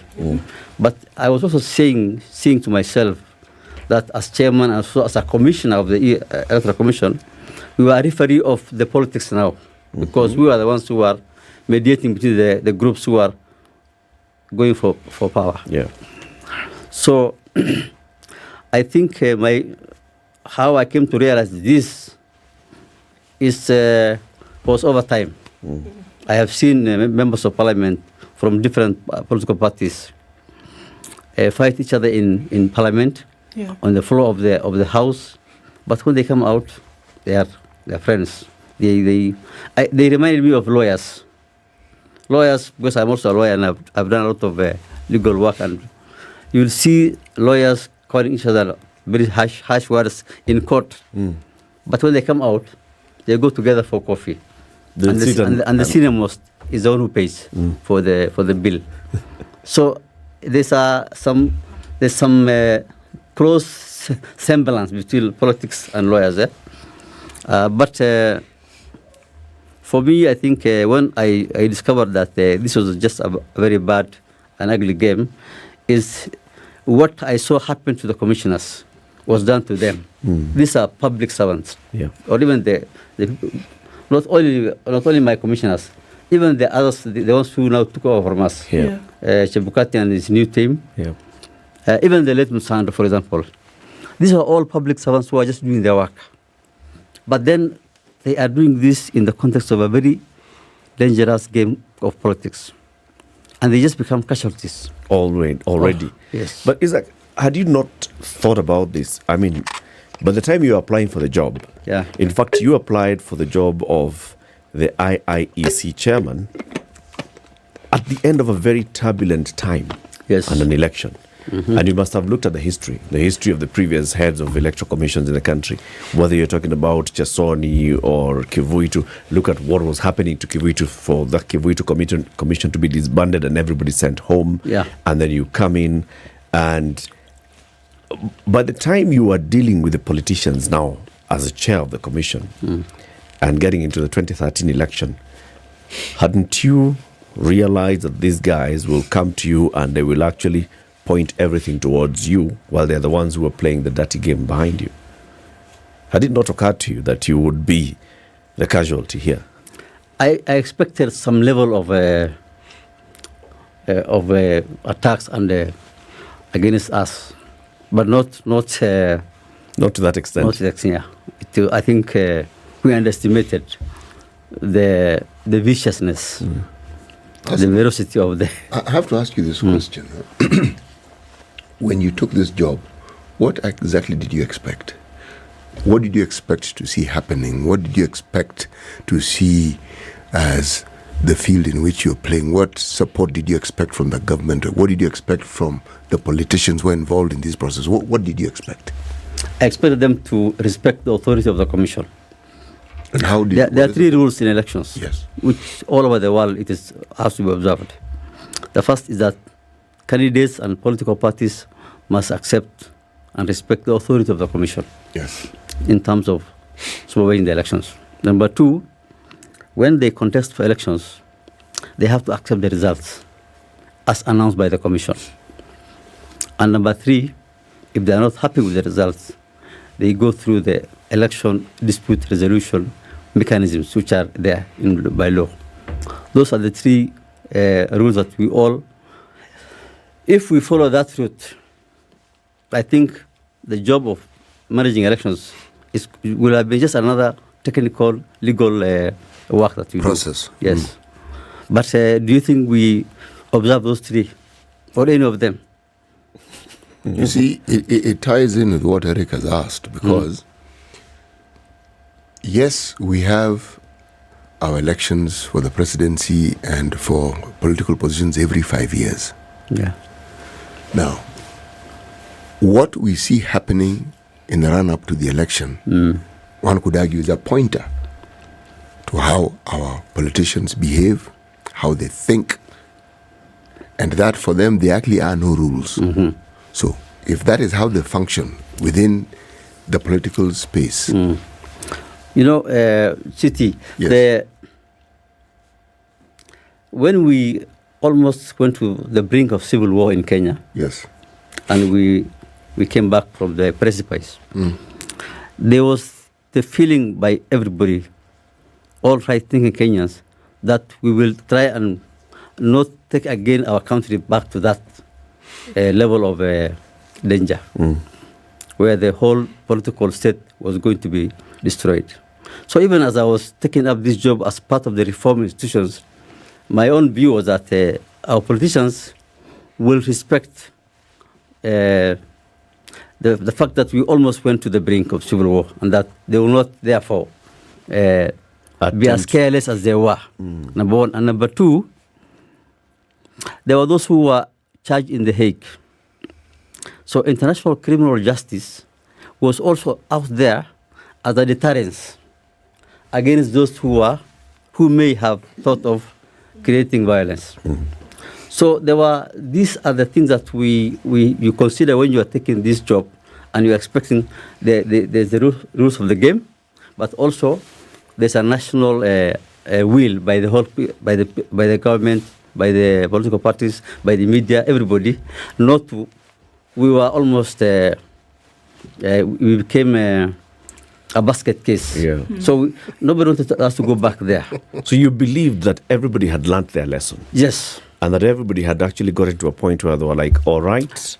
Not again. Never again. Yes. And when you saw Kibaki after the referendum of 2010, yeah, you believed now we have institutions in place, we have a new constitution, we have arrived, the birth of a new republic. Of course. Just 2 years. 2 years later. Yes. And we're back to where we were. When the first calls for Maandamano were being called, and they were saying, Hassan and his guy should go home. Did you think they were serious? What were you thinking initially? If you read my book, you will know that by the time they were going for Maandamano, I had already made the decision to resign from the office and leave the job because of pressure from my family. And I had tried to actually resign twice. I offered to resign. So I was looking for the best opportunity to, but this view was not shared by other commissioners. But towards the end of the protests, the older commissioners, those who were on pension, Sharawe, Zibo, Buire, Galma, they also got fed up. I said, okay, we also want to go. So they kind of now joined my group. Why? So eventually, Why, Hassan? Why do you want to abandon ship? Why do you want to abandon this baby called Kenya at its hour of need? But if you are in an office and people are demonstrating outside your door every day, every Monday. First it was Monday. Every Monday. Yes. Tear gas Monday, and you can see from the 6th floor, the former prime minister, former vice president, and other leaders sitting. Then they're being tear gassed. The tear gas comes up to 6th floor. You inhale yourself, and then the worst part was when the demo spread to other parts of the country, like in Siaya, in Kisumu, and then I think it was in Siaya where some of the people were shot. I think 6 people were killed. So we were being told by our MPs from OGM, you have got blood on your hand. Yeah. You can't come here and talk to us again about elections. So you how do you expect to go on with that? You see, a time comes when facts don't matter. If you come with the statistical data about how the election will happen, they don't care about that. It's past that. We are now dealing with emotions. Yeah. And it reaches a point when you see it's no longer feasible. Let's now try and see how to get out in a good way. You know, the question that must be asked then, if I'm to go by the picture that you've painted, first, but let me just say this. One, I like your candor. I like the straightforward manner in which you speak and you present your views. But it also tells me that you're an idealist. Yes. Yes. Now, but I'll pause there and leave it there. Now, given what you're saying, then, are we therefore to extrapolate and come to the conclusion that it is actually not possible for anybody to run the IEBC and leave it unscathed? When they were looking for our replacement, it came to a point when I was actually concerned that there will be no one I could hand over to. Because if you recall, the first interviews were done Kina Mta Khangu. There was a group of guys who were interviewed, so listed, but then somebody went to court. I think they challenged the process, and these guys were somehow kicked out of the game. The running, and then again another group was interviewed. So, and I was worried that again they will go back to court, and it was coming to December, and I had agreed that I had signed my letter of resignation, given it to the president, and we were just told hold for. Don't leave it as a vacuum. Stay there. Then you can hand over to the new chairman. So I was actually concerned about the lack of a chairman coming to take over from me. But again, what surprised me actually was that people could apply for these jobs. Having seen what they've just seen. Yes, I mean, I was watching when they came to the office for us to hand over, Dr. Akombe, the Gulia, other commissioners. I was watching them, and I was asking myself, do they know what they're... What's wrong with these people? I mean, this lady is a P5, the UN. Why would she want to come to this place? But again, I realized, you see, people don't know what's inside there. Until you get in. Yes. When you saw then what happened after the 2017 election, and again, more Maandamano and Chiloba must go, and these all commissioners must go, and of course, that time Akombe has gone. When you were sitting back and watching this, what was running through your mind?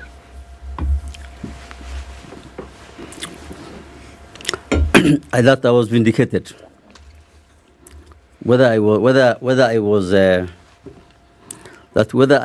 mean, what I was saying, that you see, we had not done anything wrong as far as we were concerned, but it was just that we are now asked to get out. And if you look at the same 2017, an election happened, and of course, under the law, if you are unhappy with the results, you go to the Supreme Court. It was challenged, and the Supreme Court made a decision. That does not mean that these guys are now criminally liable. It was an election, and that's why there's a dispute resolution mechanism. And so I thought, in a way, at the back of my mind, I was telling myself, this is just like another protest Monday. But what I was seeing is that it was getting more vicious and worse than it was in 2007. I mean, in 2013, during our time, 2016. In 2017, I mean, you had people talk about secession, the Republic of Western Kenya. I mean, it was coming to the point where the country was literally at a standstill. I mean, you could not do anything. So I think it was just for me showing that our politics is still very bad, still very ugly, and very vicious. We have to find another way. I have to ask this question. Do you actually think that the current presidential system that we have contributes to this vicious situation that you're describing? Yes. If you read the book, I go into that example where I say, you see, in the US, you have a governor who is coming to contest for elections as a president. If he loses the election, he goes back as a governor. to his state. He's still running his state. You have a senator who is a senator for a state. He tries his hand in the politics, he goes back to his state. So there is, how do you expect somebody who has gotten 49% of the votes, and the other guy has won by 50 point, not even 51%, 50.04%. That is a very, it's almost, down the line. 50% and 8,000 almost votes. half. Yeah. How do you expect that person to be completely nothing? And even if he accepts himself, what about the 49% of the people who voted for him? Yeah. How do you make sure that? So we don't have, there's no incentive to concede defeat in our political games. We need to find a way of softening the blow of the loss. What do you think that way should be? I think I said in my book that we need to support the creation of the official leader of opposition and the deputy leader of opposition with their own staff, their own budget, and the way they're respected and given in the UK, for example, and I think even in the US. They actually have, after the president speaks, the leader of opposition actually has got another appointed time to respond and to even talk about his policy. So we need to have that kind of system where we can, because we'll continue having this kind of, we'll never go for a second round. We'll always try to win the first round, and it will be only a razor thin margin, where the margin of victory is equal to the margin of error. Yeah. In terms of data analysis. When we've been looking at the issues of electoral reforms, because it has always come about, there has always been what I want to call the interference of politicians in the electoral process. Doesn't matter, especially when it comes to presidential elections, because the same IEBC or different tag that it was known as before is able to handle 5 other elections without dispute. But for some reason, shadow of doubt is cast when it comes to the presidential election.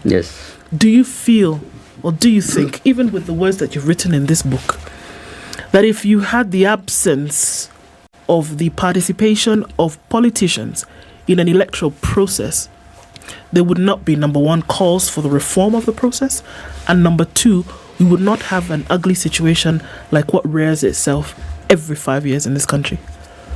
Yeah, I think that's a fair point. I cannot disagree with that. You see, this professor who was telling us, elections would really be very good if we could manage them, if we could conduct them without politicians. There are those who argue that the governments would function very well without politicians. So I think, coming back to your point, you're right. I mean, I can't argue with that. I think, again, because we have to run a country, we must have a government in office and an opposition, which is the official opposition. We have to find a way where we can, what Mutahi Ngunji calls the Matatu presidency, vis-a-vis the Ferrari presidency. The current is the president and the deputy. Once elected, they now command the executive power over the whole country, and so it's like a Ferrari with 2 seats. Only 2 seats. No other. No other passengers. A third one. But then he was saying, let's now make it into a Matatu presidency. So you expand the executive, both in those in government and those who are in the opposition, so that communities feel represented or feel that they are part of the government.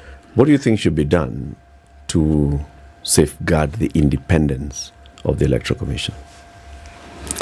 The Electoral Commission is independent.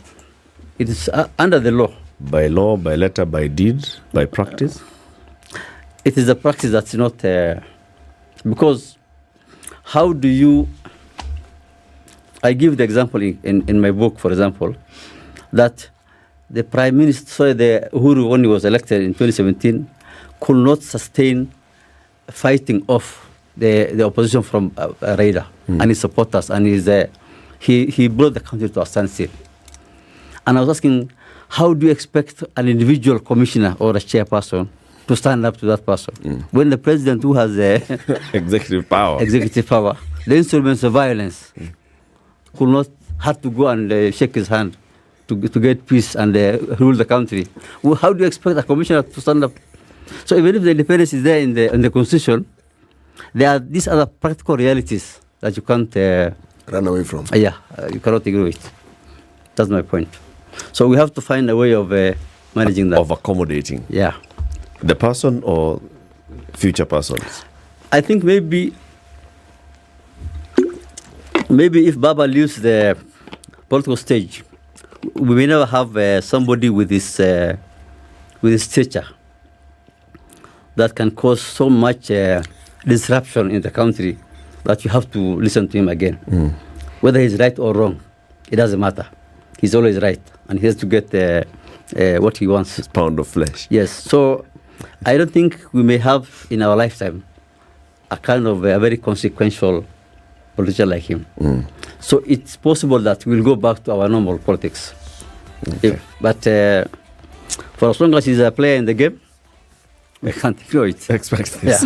Ahmed Isaac Hassan, first chairman of the IEBC, and he has authored the book Referee of a Dirty, Ugly Game, How Politicians Held IEBC Captive. He's been our guest. Thank you very much for joining us. Thank you very much for having me. Asante.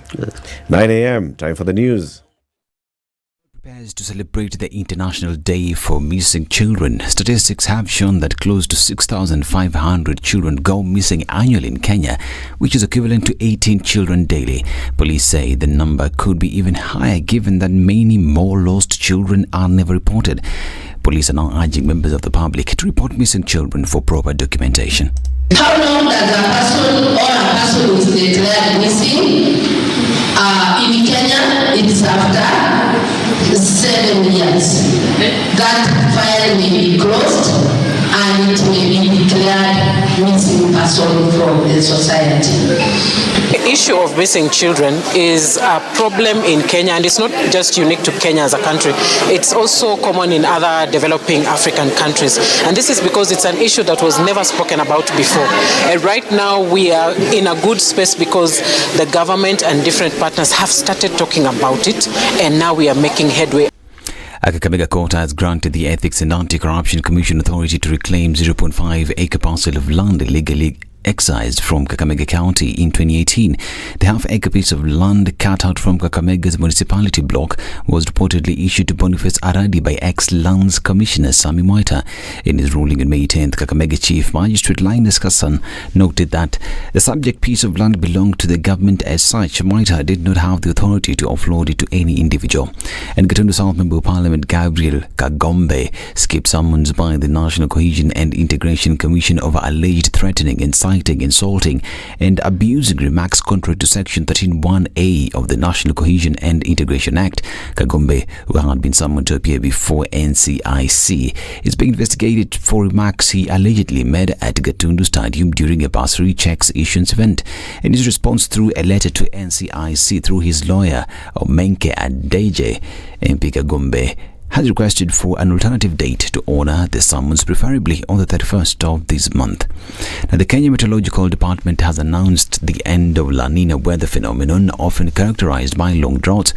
In a statement, the Director of Meteorological Department, David Gekongo, says that the recent multi-year La Nina event has ended, adding that this was the third triple-deep La Nina since 1950. In an update, Gekongo says that the expected occurrence of the El Nino phenomenon will see its impacts experienced during the short rain season of October to December season. He explains that El Nino and La Nina events, which are collectively referred to as the El Nino Southern Oscillation or ENSO, are driven by changes in sea surfaces temperatures over the equatorial Pacific Ocean. The weatherman says that the ENSO has been in the neutral phase since March and is expected to transit to El Nino between May and July. The tropical Pacific is now in an ENSO neutral state. Model predictions and expert assessment indicate a moderate probability of 60% chance for the onset of El Nino during May to July 2023. And the stalled bus rapid transit project is set to be revived following a meeting between Transport Cabinet Secretary Kipchumba Murkomen and Nairobi Governor Johnson Sakaja. The two met and discussed on how to effectively end traffic jams experienced in the capital. In their first council meeting of the Nairobi Metropolitan Area Transport Authority NAMATA, Murkomen charged discussions on how to effectively improve transport system in Nairobi. The council members agree that fast-tracking the stalled bus rapid transit programs across Nairobi is first priority. BRT, a comprehensive bus transport system for millions of Nairobi commuters, remain a distant dream as construction has stalled along the thicker superhighway. And the government plans to construct more administrative offices as part of the government's agenda on decentralization of security and government services. Interior PS Raymond Omolo told Parliamentary Committee on Internal Security and National Administration that the mission is one of the ministry's 7 priority areas in the upcoming financial year, with the newly formed administrative units also set to benefit from the program. The PS highlighted logistical shortcomings that government administrators have had to contend with, adding that more resources will be set aside to acquire vehicles for deputy and assistant county commissioners, as well as motorcycles for chiefs and their assistants, with a view to enhancing their mobility and service delivery. He further appealed to the committee to lobby and push for more budgetary support. This is Newswire. Dennis Asada, good morning.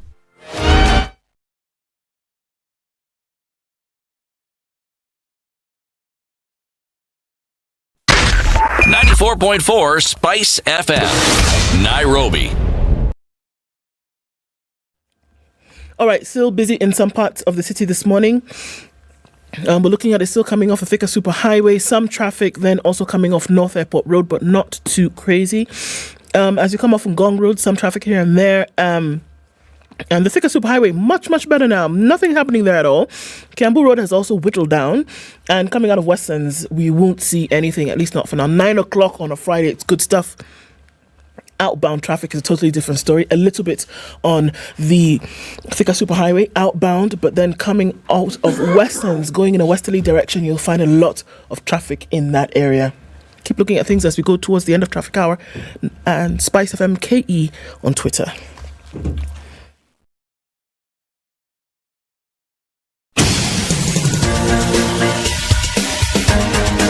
This is The Situation Room, the home of hard-hitting political commentary and penetrating insights about the state of the nation. This is a talk radio experience like no other. The Situation Room, a place for hard truths, debates, and elevated conversations. The Situation Room, witty, political, engaging, deep, controversial. In the room, we have C.T. Muga, researcher, academic, seasoned political observer, a fountain of wisdom in these politically uncertain times. Ndu Oko, Nigerian by birth, Kenyan by choice, communications expert, Pan-Africanist, a truth seeker and believer in people power, and Eric Latif, agent provocateur, the man in the chair, seasoned journalist, news hound, a man who believes in punching up, not down. This is The Situation Room, the only way to start your day. Good morning and welcome to the final hour of The Situation Room this week. This is Kenya's biggest conversation. The one show that reminds you how you can earn money. So just by listening to us and by going onto social media and by just answering a question and sharing your own story, you stand a chance of winning 5,000 bob. That's if you go to our social media pages on Twitter, Spice FM KE, or on Facebook, Spice FM. You will find a question that is asking you, so what is it that you would do if we were to give you 5,000 shillings today, courtesy of I&M Bank? What would you do? What is this pressing need that you have? And we're seeing very many answers already coming in. Somebody is saying that they to undergo an operation in hospital. Somebody is talking about school fees. Somebody else is talking about rent that they ought to pay. Somebody is talking about a business idea and they're thinking of they need 5,000 bob to restock. So all those stories, just keep sharing your story because those are your stories. And one of those compelling stories, all of them are compelling. One of them will be picked and the winner will be given 5,000 shillings, courtesy of I&M Bank. I&M Bank, Tunakujali. Walk you to any I&M Bank branch countrywide this morning or any day. and you tell them, I am looking for this largest personal unsecured loan that is up to 10 million shillings. And they'll tell you, oh yes, actually, you know what? It begins at 50,000 shillings. How much do you want? Any amount between 50,000 shillings and 10 million shillings. We will give it to you. All you need to do is bring your pay slip, bring a letter of introduction from your employer.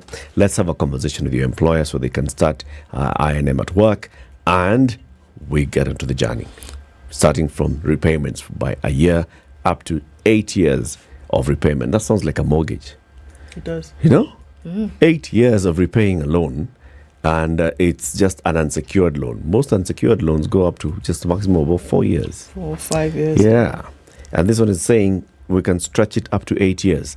So walk into I&M Bank today, or you can call them on their numbers that I've been giving you the numbers throughout the show. You then talk to them and have fun. 0719 088 000. It's Friday. Every Friday, we try to have a conversation on matters of health, because health is very important. And today, we want to have a conversation about health and research in health, and how that research then impacts policies and programs by governments across the continent. The African Population and Health Research Center is a continental body, and the executive director is Dr. Catherine Chobutungi. Dr. Chobutungi is our guest this morning. Good morning, Dr. Good morning, Eric. Welcome to Kenya's biggest conversation. Thank you. I'm happy to be here. That's the hot seat of the situation. I can see that. Be comfortable. Make yourself comfortable. Relax. You'll have some fun. We'll talk about the things that you do across Africa, and you'll tell us about the research that you do, the population research, how that then is shared with governments or others, and how it impacts and helps people to feel healthy.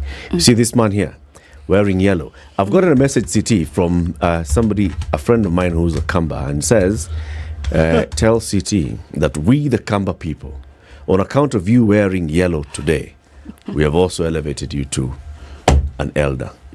Thank your friend from me profusely. Thank him. Yes, there's some naysayers who have been telling me that I have joined UDA because of the yellow, and I've told them the color yellow existed before UDA was created. Yes. And that's as far as I'm going to say it. Why do you have to be... Why the violence? It's okay even if you join UDA. That isn't violence. Hakuna shida. That's couched violence. Violence would have had me raising my voice and gesturing wildly. Or throwing things. Yes, but as you can see, this sort of voice that I have applied tells you... That is the worst form of violence. You know this. How you say fine. I'm fine. That is the worst form of violence. Yes. Anyway, tell Daktari why you're dressed like this. Give her the background. I have a sister, my immediate follower, who is married and lives in Papua New Guinea. Not Guinea-Bissau. Papua New Guinea. Very far. Down, yes. It's not really far from Australia, but it's far from here. Yes. So, she and her family sent me this shirt and the hat. By the way, I have two hats. There's another one. Same color? No, different color. All different right. color. They even sent me socks. So, do I need to tell her more? No, I think you're good. For a moment, I thought that hat was from Cameroon, to be honest. So, surprised it's from Papua New Guinea. The other Cameroon. It's from Papua New Guinea. I take it that you like the hat. I do. Okay, see? The lady with good taste. Very good. Give us the day's proverb. Our proverbs today are not from Cameroon or from Papua New Guinea. They're from Eritrea. Okay? When the road is good, it is used a second time. When the road is good, it is used a second time. Yes. Dr. What do you make of that proverb? What do you think the proverb means? That when you do good things, perhaps people come back. So you need to be good. Is that close? I'm not sure. No one is ever sure with proverbs. That's why it's a proverb. Whatever you say is it. Yes, I think when you're good to people in life, then yes, maybe you form relationships with them that are lifelong. All right. Introduce us to APHRC. APHRC. It's always a mouthful, Yes. but we're used to it. So it's the African Population and Health Research Center. When you pronounce it that way, then it's much easier to remember. APHRC. Yes, APHRC. So APHRC is, we define ourselves as an Africa-based and African-led research and policy organization that is international, happens to be headquartered in Kenya. And those things are intentional because international, Africa-based, African-led is a unique kind of institution. Why is that so important? It's very important because when it comes to population and health research, the question is who sets the agenda for what gets done and how it gets done and what happens to the research products. So if you're Africa-based and African-led, then of course your orientation to research and its value is different from if you're Africa-based but maybe not African-led, because in that case, the priorities may be defined from Washington or Baltimore or somewhere. So there's a certain value in having an African-led and Africa-based research organization because our orientation to research is completely different. We see research for its value in generating knowledge, but also for its value to society. And in academia and research, the knowledge part is more dominant. For us, it's the other way around. It's the so what. Once you produce the knowledge, for who is the knowledge, for what is it used for? So that is and we think it's unique, and part of it is because of our African identity. Is it African funded as well? Not all the time. That's a challenge. It's not always African funded. Of course. Why is that a challenge? Why is it a challenge? Yes. Because much as we want to do things which we think are important, sometimes we do things because the global knowledge ecosystem has decided some things are important, and therefore the funding is available for certain things. Now, the good thing is that, it's not a good thing on one side that Africa has so many problems. So whatever funding is available, it's possible to sort of say this is important. Yeah. But perhaps you would have wanted to do something else which you think is much more important than what you're doing. But whatever you produce is still relevant. And so when you don't have African funding for research, sometimes the research that you do is because somebody somewhere else has decided that this is something which is important for their own interests. Right. So are you saying essentially that if health research, for example, was a priority amongst African governments, then you would not have a funding issue? And this Africa-led, Africa-based, then could also be Africa-funded? Yes, I think that would be the ideal. That would be the ideal. But having said that, sometimes we see ourselves as, knowledge is global, science is global. So the knowledge we produce has global impact. Yes. And therefore, that sort of justifies why it's okay to get funding from elsewhere. Because the problems that we are solving, the problems that we are addressing have a global impact. Sure. So when you do research in Kenya, it can have relevance in many other countries. And it can have relevance for how the global health architecture is set up in deciding perhaps when it comes to priorities for the world, where are those priorities coming from? So it's okay to get funding from other countries, but it's good that funding is complemented by domestic funding. And so it's a long-term war, if I could call it that way, because the cost of research is quite high. And when you think about our economies and the ability of our countries to invest significant resources, it will take a while. But our position is that we need to start somewhere and have some kind of roadmap where every year we increase until we get to a point where much of the research done on the continent is domestic funded. But despite the poverty of our continent, our political leaders always seem to find money for something or the other. And it means that the things they find money for are things they consider important. So what do research scientists need to do to get them to understand the importance of what they do?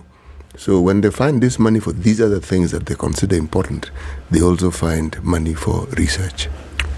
That's the $1 million question about what do the African scientists need to do. And I usually have these conversations actually with African academics and scientists, because every forum you sit in, it's the same refrain. African governments are not funding research. But in many instances, it is academics in the same room and there's no government in the room. So we talk to ourselves. about That's that. it. Exactly. We talk to ourselves. Academics talk to themselves, research scientists talk to themselves, and they talk in a language that only they understand well. Do they actually bother to tell other people the things they do in a language those other people who are not them would understand? Do they bother? Do they even think it's important? I think that's why I say, like, for an institution like APHRC, when you think about the value of science beyond scientific products, then you have to invest in those things. Like, when you do the research, you get products, and then you have to translate those products into a language and into formats that people who are not academics or scientists can understand. And then you have to find where those people are so that the products and the evidence gets to them. So you invest in those things, but it's not a typical science mindset. It's not a typical science orientation. So as an institution, even as we sit in this position, those are some of the things we're trying to say. Working with academics and telling them, government allocate money based on a process which includes budgeting and position papers and white papers, and you need to understand that. You can't sit in a conference and say, government needs to give us money, and then government gives you money. So there's a challenge to us as academics and scientists that we need to understand how government works and then align our working with government and demonstrate value to government. Mm-hmm. So it's, in a way, it's a chicken and egg. In a language they understand. Exactly. It's a language they understand. It's a chicken and egg situation because we are convinced as APHRC that if we can demonstrate value of research, not in the papers we publish in, good journals, if we can demonstrate value in research in what it can actually help government to do, then you can start making a case like, look, you gave me this amount of money. This is the value I've produced. Therefore, if you gave me more money, I can produce more value for you. But as I've said, academia and research is still stuck in the so-called ivory towers. We publish papers, we go for conferences, we speak amongst ourselves.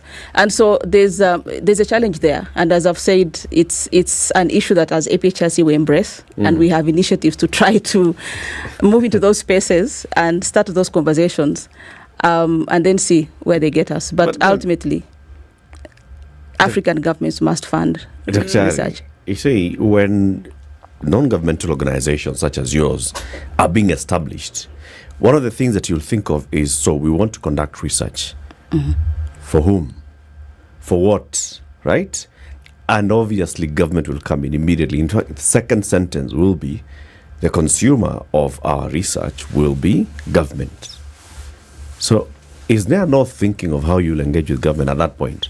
At the point of establishing a big institution, like, let's come together as academicians, let's design research, so that this research will then be impacting populations across the continent, and you're not thinking, so how shall we engage government?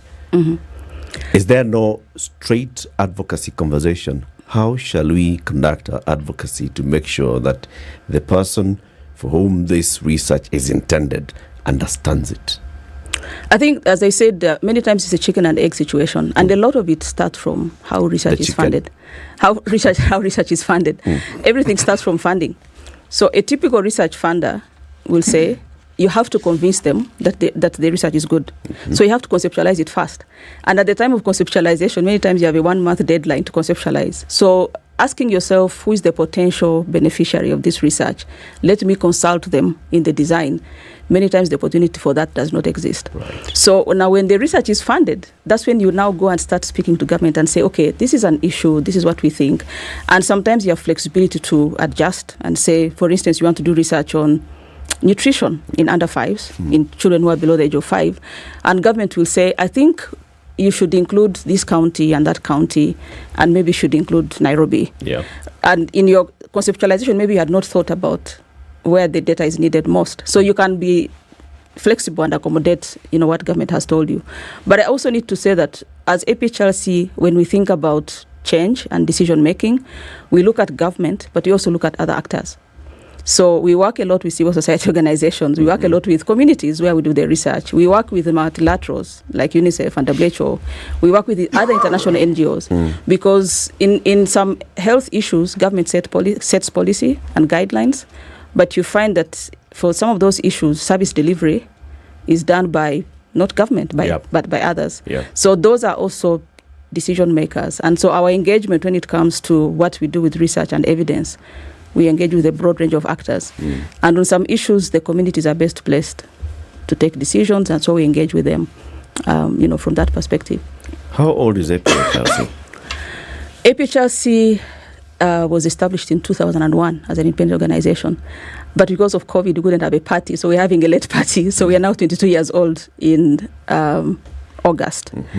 But we are celebrating 20 years officially because we postponed the party. So it's a we're having it now. 22-year-old celebrating her 20th. Yes, her 20th, yep. So it's like 2020 and 2021 didn't happen, so we don't think those were like dead years. So we're still 20 if you take out the last 2 years that had COVID. In those 20 years, how much has your research and data gone into influencing policy in governments? Wow, in many ways. So I think I'll first start with when APHRC started, a lot of our work was focused on trying to understand what happens in urban informal settlements. And the reason was that Africa is the least urbanized continent, but it's also the most rapidly urbanizing. So we are least urbanized, but the urban growth is very fast. So urban centers are propping up much faster than any other regions of the world because many regions have reached maybe saturation when it comes to that.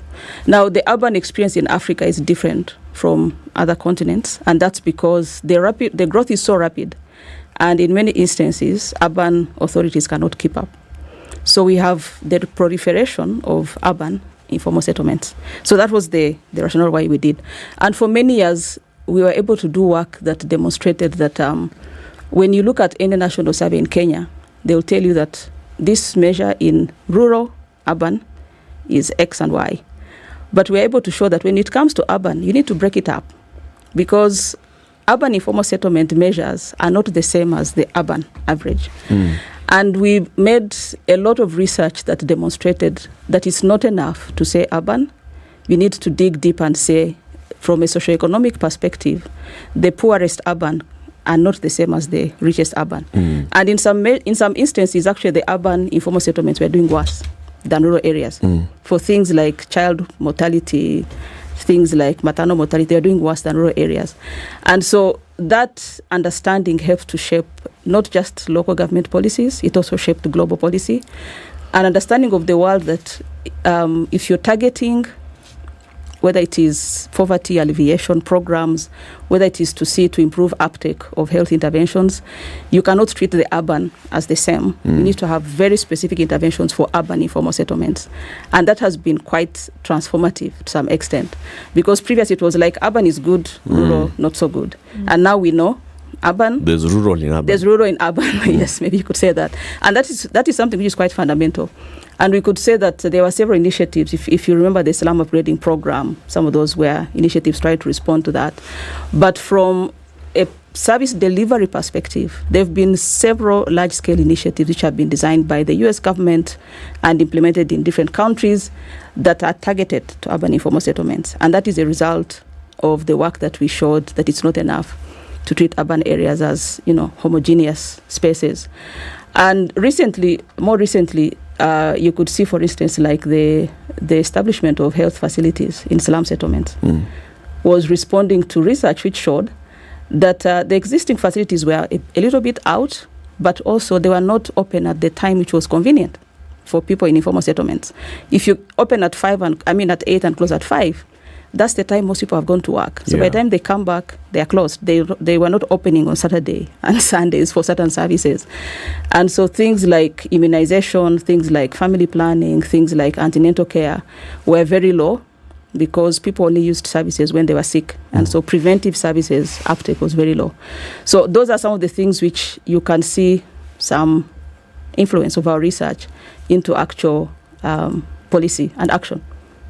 Do we find that there was then action after the result? Because obviously you do the research, and the results of this research then, one would assume, are presented to resident governments. Do you find that the action that is taken by government is as a result of that research, or is it still donor funders who come in and support government to establish those initiatives? So I think it takes time for research to drive change. It takes time because by the time you're presenting the research, maybe the budget even for next year has already been done. And so it's a long-term process, and that's why when you have an orientation of trying to drive change using evidence, you have to invest in relationships that last long. You can't just, it's not a one-off that you disseminate your findings and then change happens. And as I've said earlier, we look at different ranges of stakeholders. So for issues like urban informal settlements, for many years, there was a narrative about their legality and their informality and all that stuff. So government was actually not willing to put infrastructure in the informal settlements. This is a new kind of orientation by government. But as I've said, change happens not only because of government. Civil society plays a role, community groups play a role, multilaterals play a role. And so for us, as long as change happens, we try to see where the change that we desire, that we think is desirable, and where it's likely to be led from, and we engage with all the partners and actors in that.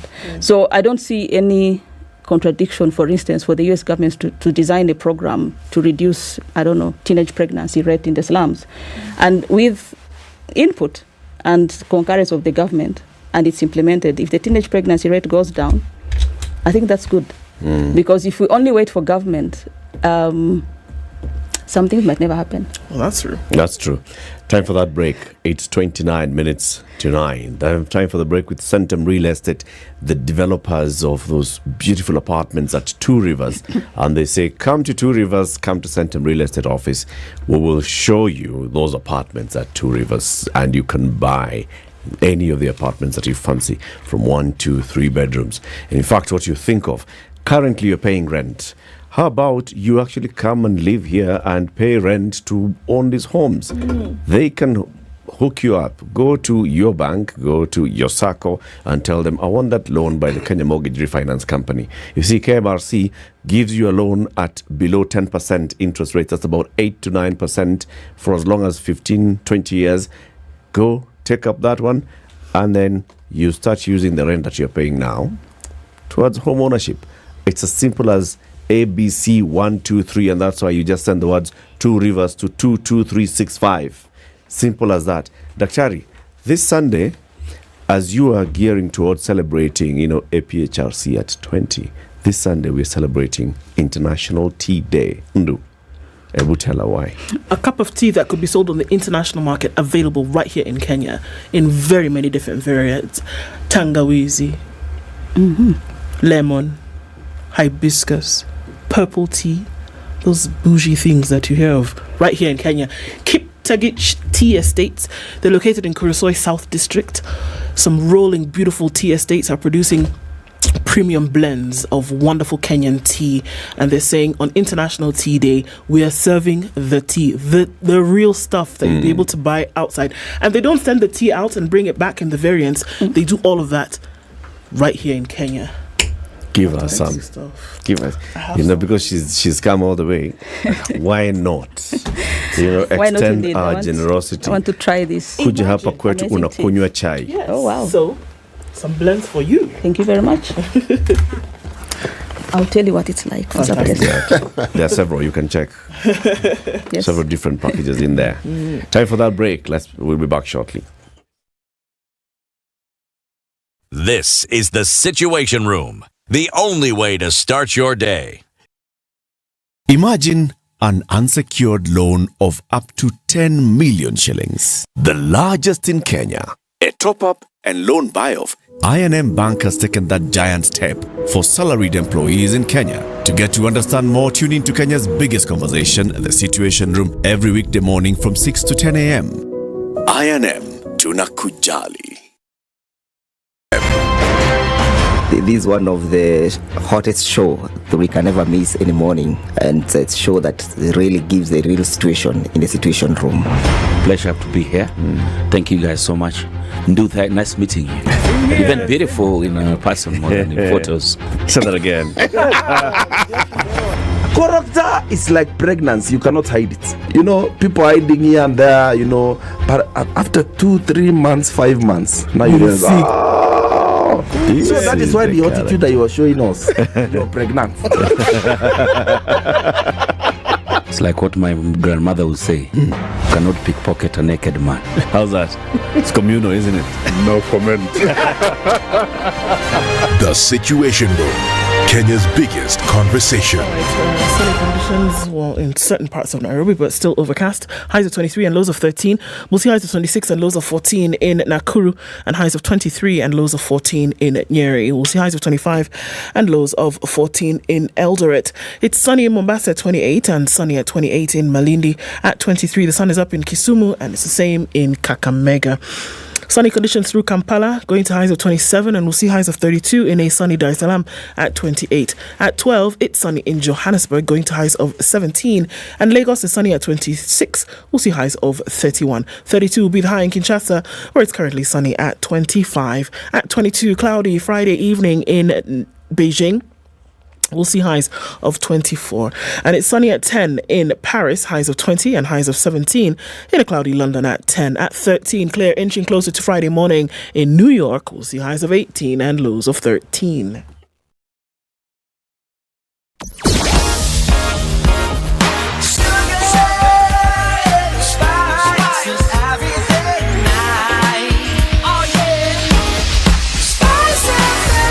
Spice up your life. Traffic situation in the city much better. You will not have any problems going in and out of the city this morning. Traffic are more or less over in most of these parts. Yeah, and it looks pretty good. Maybe just a little bit at the Pangani underpass as you cross from the Thika Superhighway into the CBD. But apart from that, you'll be fine. Let's talk through the morning still on Spice FM KE on Twitter.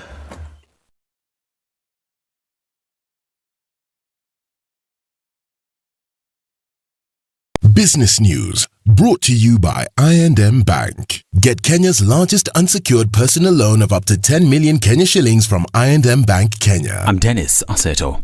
Diaspora Affairs Principal Secretary Rosaline Njogu has urged the central bank governors from IGAD states to develop frameworks that will make diaspora remittances easier to track. Njogu said countries are losing out on revenue generated from money sent back home as Africans abroad send money back home through informal channels. She points out that the high cost of remittances and issues of double taxation have been brought to the attention of the government. The Cooperative Bank of Kenya has recorded a growth in its profit after tax of 6.1 billion shillings in the 3 months to March 2023 on account of rising interest and non-interest incomes.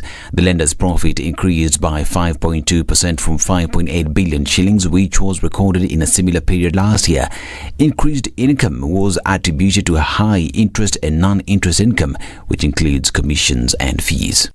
The number of bank accounts with 100,000 shillings rose by nearly 5% in the 12-month period ending December last year, according to a new survey. Data from the Central Bank of Kenya shows that the number of accounts increased to 1.871 from 1.783 in a similar period in 2021, representing a 4.9% jump. The increase came at a time when depositors were looking to grow their savings with higher returns. Lenders with high value deposits, on the other hand, stood at 1.847 million compared to microfinance institutions with 24,257. Equity Afya is looking for a business development executive with a bachelor's degree in healthcare management, business administration with at least 3 years of working experience in a supervisory role. Suitable candidates are required to send their CVs and cover letter by 31st of May 2023. Visit jobs.digga.co.ke for more information on these and other jobs. Digga Jobs, your credible and trusted jobs partner. Business News is sponsored by I&M Bank. Are you an employer in Kenya? Switch to I&M at work today and sign up your employees to Kenya's largest unsecured personal loan today. Call 0719 088 000 today. I&M, tunakujali. Mature, intelligent talk every morning. Spice up yourself.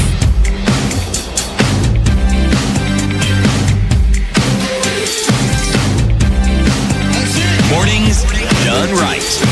94.4 Spice FM, Nairobi. This week, are African governments embracing research for health policies? That's a question we're asking ourselves today, and our guest this morning is the Executive Director of the African Population and Health Research Center, APHRC, Dr. Catherine Chobutungi. CT. You know, the one of the things that research science has done over time has come up, the term, well, it actually describes something that researchers have always tried to do. It's called implementation science. Okay. The idea behind it is that instead of just gathering information, analyzing it, and throwing it out there, you want to determine whether it actually works. So even when you're reporting, you're reporting it, if I may use the term, its workability. Okay? But it comes at a cost. So now, what I want to ask is, if you can, of course, an organization like yours, how much does it actually cost to run it on a year? In a year, how much money does it actually need to run? Yes, just to run the organization.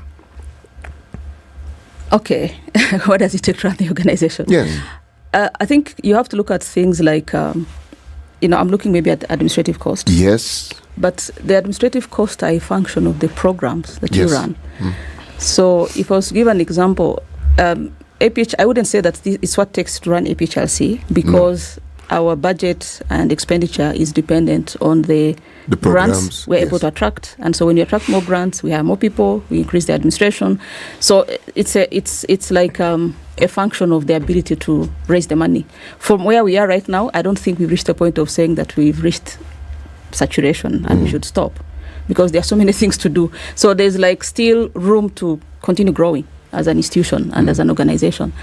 But maybe it would be a question of, if I was to put a number on what does it take to do good research. Because African governments have made attempts to invest in R&D. And they put money, and then the money is distributed. There was the National Research Fund in Kenya. And sometimes you see the amount which are being given. They're like, wow, okay. I think there's a time about 3 years ago or 4 years ago, just before COVID, the largest grant was about $200,000. At that time, it was slightly below 20 million Kenyan shillings. And that is a lot of money for the Kenyan government. But when you think about what it takes to do good research, it's not a lot of money. So that is the dilemma of how much do governments need to invest into research, and how much is affordable, and then what is at the end of it? What value does government derive, from investing 20 million shillings in a single research project? So research is expensive. Good research is expensive. And so it's hard to put a number what it takes to run an institution. It's more about what it takes to do good research. I like the way you've answered the question, because when you say it's expensive, I would say it costs a great deal of money.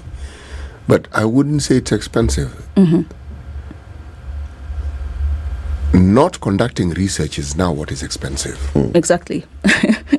Not being able to conduct good research and understanding the value, because if one understands the existence of just the very processes of research, it's very simply to get informed, to know. Now, how then do you put a value on knowledge and its importance? Yeah, I think maybe even there's another argument which needs to be made, because the argument African governments make is that we are poor and there are competing priorities and we can't invest in R&D. R&D is expensive, as I've said. And there's a counter argument which shows there was actually analysis done for India and South Korea, which showed that the growth trajectory they enjoyed in the late 90s was a direct function of investment in R&D that happened over about a 10-year period. So that's a compelling argument that you don't need to get rich to invest in R&D. You need to invest in R&D to get rich as a country. And but as I said, it's hard because the government is there for 5 years. They're like, okay, hospital, road, research. That again, because research is invisible. That's the other misnomer. This idea that the government is not there for 5 years. It's the politicians who are elected for five are years. there for 5 years. The government is a continuum. The government never comes to an end. Whether there's a dictator, whether there's always a government. The notion that one's term of office is the end, the beginning and the end of government is probably where the problem is, because then when you talk about something which has longevity beyond 5 years, someone doesn't see it. See it. That's true. That's true. And I think that's what I was saying earlier about trying to bridge the gap between academia and government, because academia is in a parallel universe. Government is in a parallel universe. So trying to bridge those in a way that is sustainable and goes beyond and outlives political cycles. Yes. That is the crux of the matter. And one way of looking at it, I can give an example that in countries like the UK, you'll find there's an institution established that exists. When government wants to do anything about, let's say, vaccine. Yeah. There's a mechanism that says this institution is the one which will provide evidence to this body of government, and then once the evidence is seen, it will be scrutinized, there will be a committee, and then a decision will be made. The institution exists, the mechanism through which decisions are made exist. If it's something like digital technology, there's an institution that assesses digital technologies and then advises government, and government has to take action because there's a framework which mandates government to take action on the basis of the evidence provided by an established institution, by some act of parliament or something like that. So that is the thing which is lacking in the African context. There are institutions which are there, but the mechanisms that connect them in a way that is sustainable, consistent, and also mechanisms that ensure that government is sort of compelled or obliged to use evidence in decision making, those mechanisms don't exist. And so when you think about the long term or the medium term, in trying to bridge those gaps between government appreciating the value of evidence and research and making those connections so that that academics and researchers are able to demonstrate that value, that's where some of the interventions have to come in. Creating institutions, but also creating the mechanisms that create that bridge. Is there any continent on this planet that has as youthful a population as Africa? No. All right, question one. Question two, is there a country on this planet that has natural resources that are equal to or more than this continent? Probably not. Precisely. So, bridging this gap of understanding the wonderful resource that we have, the resources that we have, and how it is we need to invest in it, and how research plays an important role in this. Because population, we have it in abundance. It's a natural resource, of course. But the other natural resources that we dig in the earth and do other things with, we also have in abundance. You have your work cut out for you, don't you? Quite. Yeah. You know, I see a very important State Department or ministry that probably does not get the kind of limelight that it should. And this is one for planning. Because planning thinks ahead. Planning looks at the example that you've just given us of India. If you look at China and they planned. We came up with our plans for Vision 2030. 2030 is coming to an end. Are we thinking of beyond 2030? But if the Ministry of Planning really saw the need and importance of research, and then that research informing policy and supporting, making sure that in every, because planning sits in finance, making sure that then those ones are funded, then maybe we'd have a way forward. We have the Kenya National Data Bureau of Statistics. We have KIPRA, right, that sits in government. But then, if government was actually thinking about, let's think ahead, so let's incorporate research. Let's bring in KEMRI, which is a government medical research institute, and then the other medical research institutes to look at our population and our growing needs. Maybe that would change. What is it that needs to happen then, so that the people at the helm of the State Department for Planning are actually planners? So I think I'll first give an example of South Korea, which is it's a topical example because many people want to do what South Korea did. South Korea made a 50-year plan, and they said 50 years from now, this is the kind of country we want to see. We want to be a technological powerhouse. And they worked backwards. What do we need to do today, 50 years before, in terms of how many universities do we need, how many engineers, who's going to produce the engineers? Because you need to first train the lecturers who are going to train the engineers. They worked out how many math teachers do you need in primary school, how many science teachers do you need. They worked out everything. Did they actually go that granular? They went that granular. What? And they actually made their vision of 50 years, like 20 years or 30 years ahead. And South Korea is now a powerhouse because they thought through all those things. It's not enough to say we want to become industrialized without thinking about primary school education that is going to lead us to industrialization. I sit in forums and there's like Africa needs 3 million healthcare workers. You can't produce 3 million healthcare workers. You have to produce the universities who are going to produce the lecturers and the tutors, and then now think about the healthcare workers themselves. But if you go for healthcare workers directly, then it's like a pipe dream. There's a statistic that Africa needs 1 million PhDs in the next 10 years. 100,000 PhDs per year. You can't produce 100,000 PhDs per year. You first produce PhD producers. So those are the kinds of things that we need, as you said, that long-term view, then work backwards and think through the granularity. Like if you need 100,000 PhDs as a continent, in which areas, where the undergraduate pipeline that is going to lead to those PhDs, all those things have to be thought through. But as you said, Vision 2030 was quite forward-looking. I don't know, maybe 20 years ahead. But maybe perhaps 20 years is not enough. And the question is how successive governments embrace and internalize and... But beyond the planning, isn't there then also the need for deliberate implementation of that planning? Yep. Because in as much as the countries like we look at Korea and China did that granular planning, that every single plan that they had, they acted on. Yep. They did the thing. How many math teachers do we need? We need 56. We will hire 56 qualified math teachers at the primary level, and we will make sure that that is happening. So there were many pots cooking at the same time, but then they made sure that the implementation, actually which seems happened to me to be the problem here. We can talk about we need 100,000 PhDs in Africa every year. Fantastic. Yeah.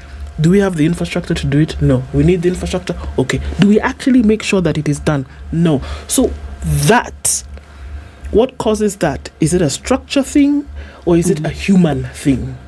And then human on this continent thing. I would say human thing. I don't think it's unique. Some things, of course, are unique to the African context. It's not the hard hair thing. It's not in the genes. It's not an African gene thing. So I think there are many things which are happening, and as there are times when you feel like things are actually getting worse and they're not necessarily getting better, because you are in a situation where, as you said, you have a very young population, very young. I know the number for Uganda. The median age is 17. Meaning 50% of the population is below 17 years.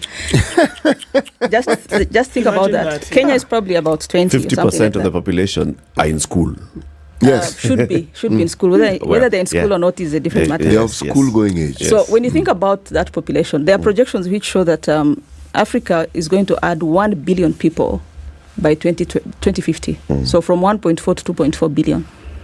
Kenya is projected to increase from about 57 million to 91 million by 2050. 91 million, you're almost going to double. We're almost going to double the number. So when you start thinking, like visually, where you live, just imagine every person who's there, double them. And then ask yourself, so how are we planning for this population? Yeah. And that's where the 1 million PhDs come from, because you have to think, we can't have a business as usual approach to food production, to housing, to transportation, to healthcare. It's not possible to do that. But then the question is, where do you start? Because if you don't start today, we are sort of kicking the can down the line for our... There was a conversation even in the Uhuru administration of now let's go beyond 2030 and start thinking 2060. And that's why most of these speeches were talking about what's the population of Kenya going to look like in 2060. We'll be approaching 100 million people in 2060 and all those things. But then, like you said, the plan. And beyond that, like Ndu is saying, how do you ring fence the plan and say, it doesn't matter what administration is in place. They have to come in and fit themselves into this plan. Whatever program you're running, you choose where you will focus, but it has to be among these priority areas, and you advance us forward. Yeah. But then it also goes into the people understanding. And so seeing if you're presenting your manifesto, we're actually checking your manifesto versus our Vision 2060 and seeing our medium term for the next 5 years.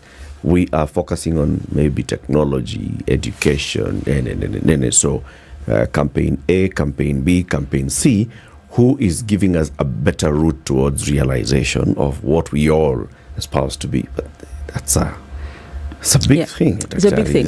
But I think you got to the heart of the matter, actually. You did get to the heart of the matter because all these things that we're talking about have to be planned for. And there are people who actually study this discipline. They actually have a very clear idea, whether it's planning for cities, planning for town, planning for the country, whether it is...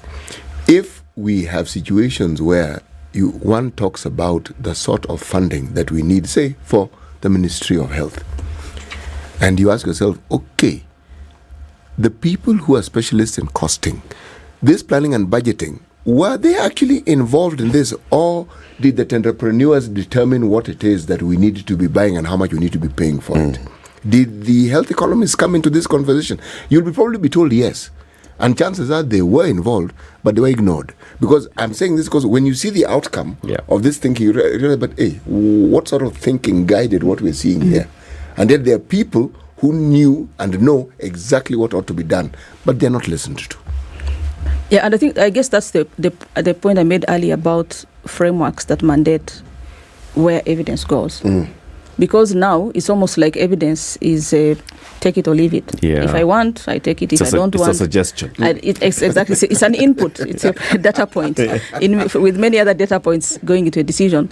And that is problematic because, as I've said, in some countries, when an institution says something, government must pay attention. Yes. But here, it's first of all the institutional frameworks that exist. The scientists are very busy. They are running research projects. They are teaching. They are supervising masters and PhD, and the time to support government is not included, like in their job descriptions. It's not rewarded if they do.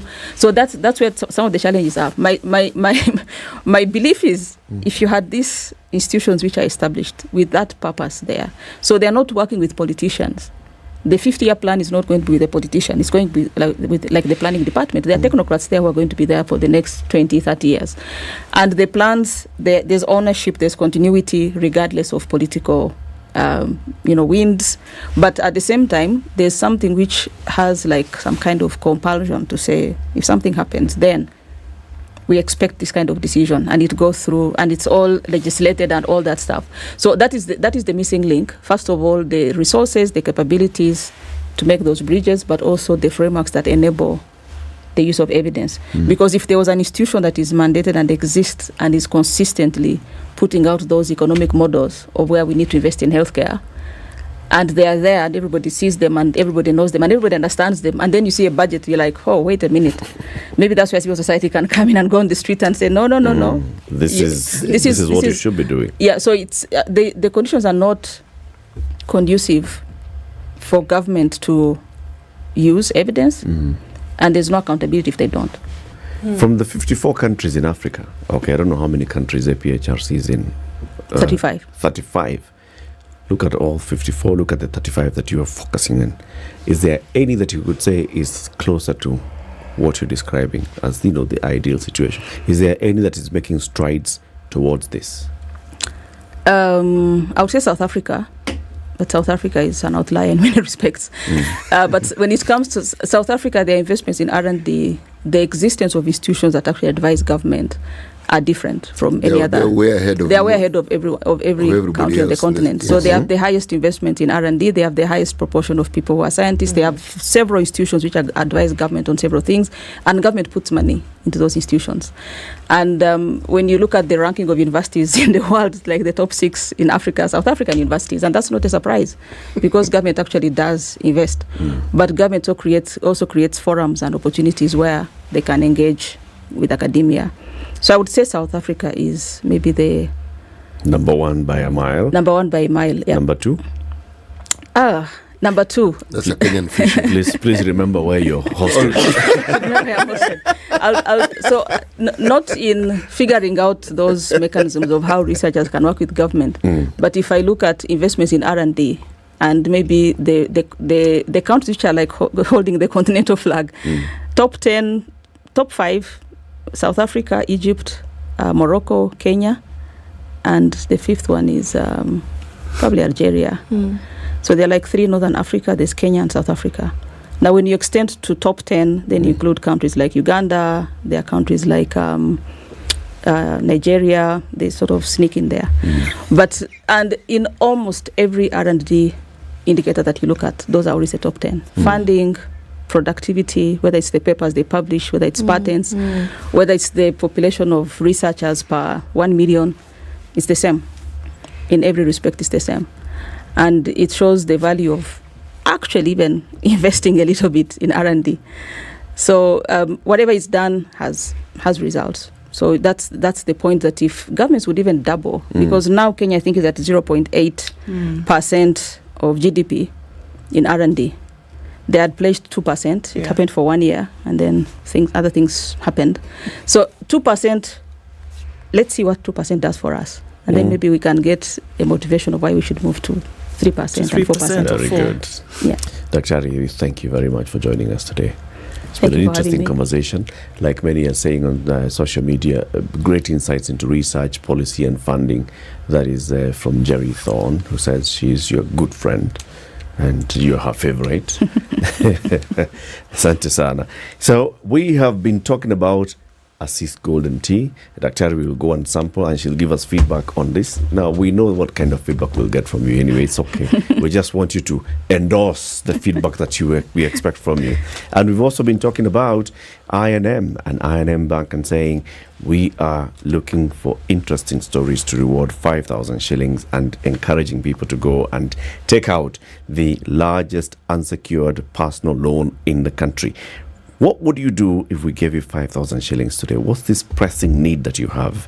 Benjamin Munguti says, my pressing issue, I'm taking care of some young kids from the streets who need daily basic needs from food to clothes. The 5,000 bob will assist in providing some basic needs to keep them off the streets. With this amount, it will come in handy in providing something for them, especially with this economy. It will serve a lot. So Benjamin, congratulations. You're the one who gets this 5,000 bob. We'll get in touch with you and tell you how you receive the 5,000 shillings. And also remember, walk into I&M Bank today, or you can call them 0719 088 000 and ask them, how can I get this largest unsecured personal loan? Tell them the need that you have. Show them a payslip and they will sort you out. Asante sana for tuning in to Kenya's biggest conversation today and the entire of this week. We'll be back next week, God willing. CT, from here, he's going to take us somewhere to enjoy, celebrate this Papua New Guinea. Have a lovely one. It's 10 a.m.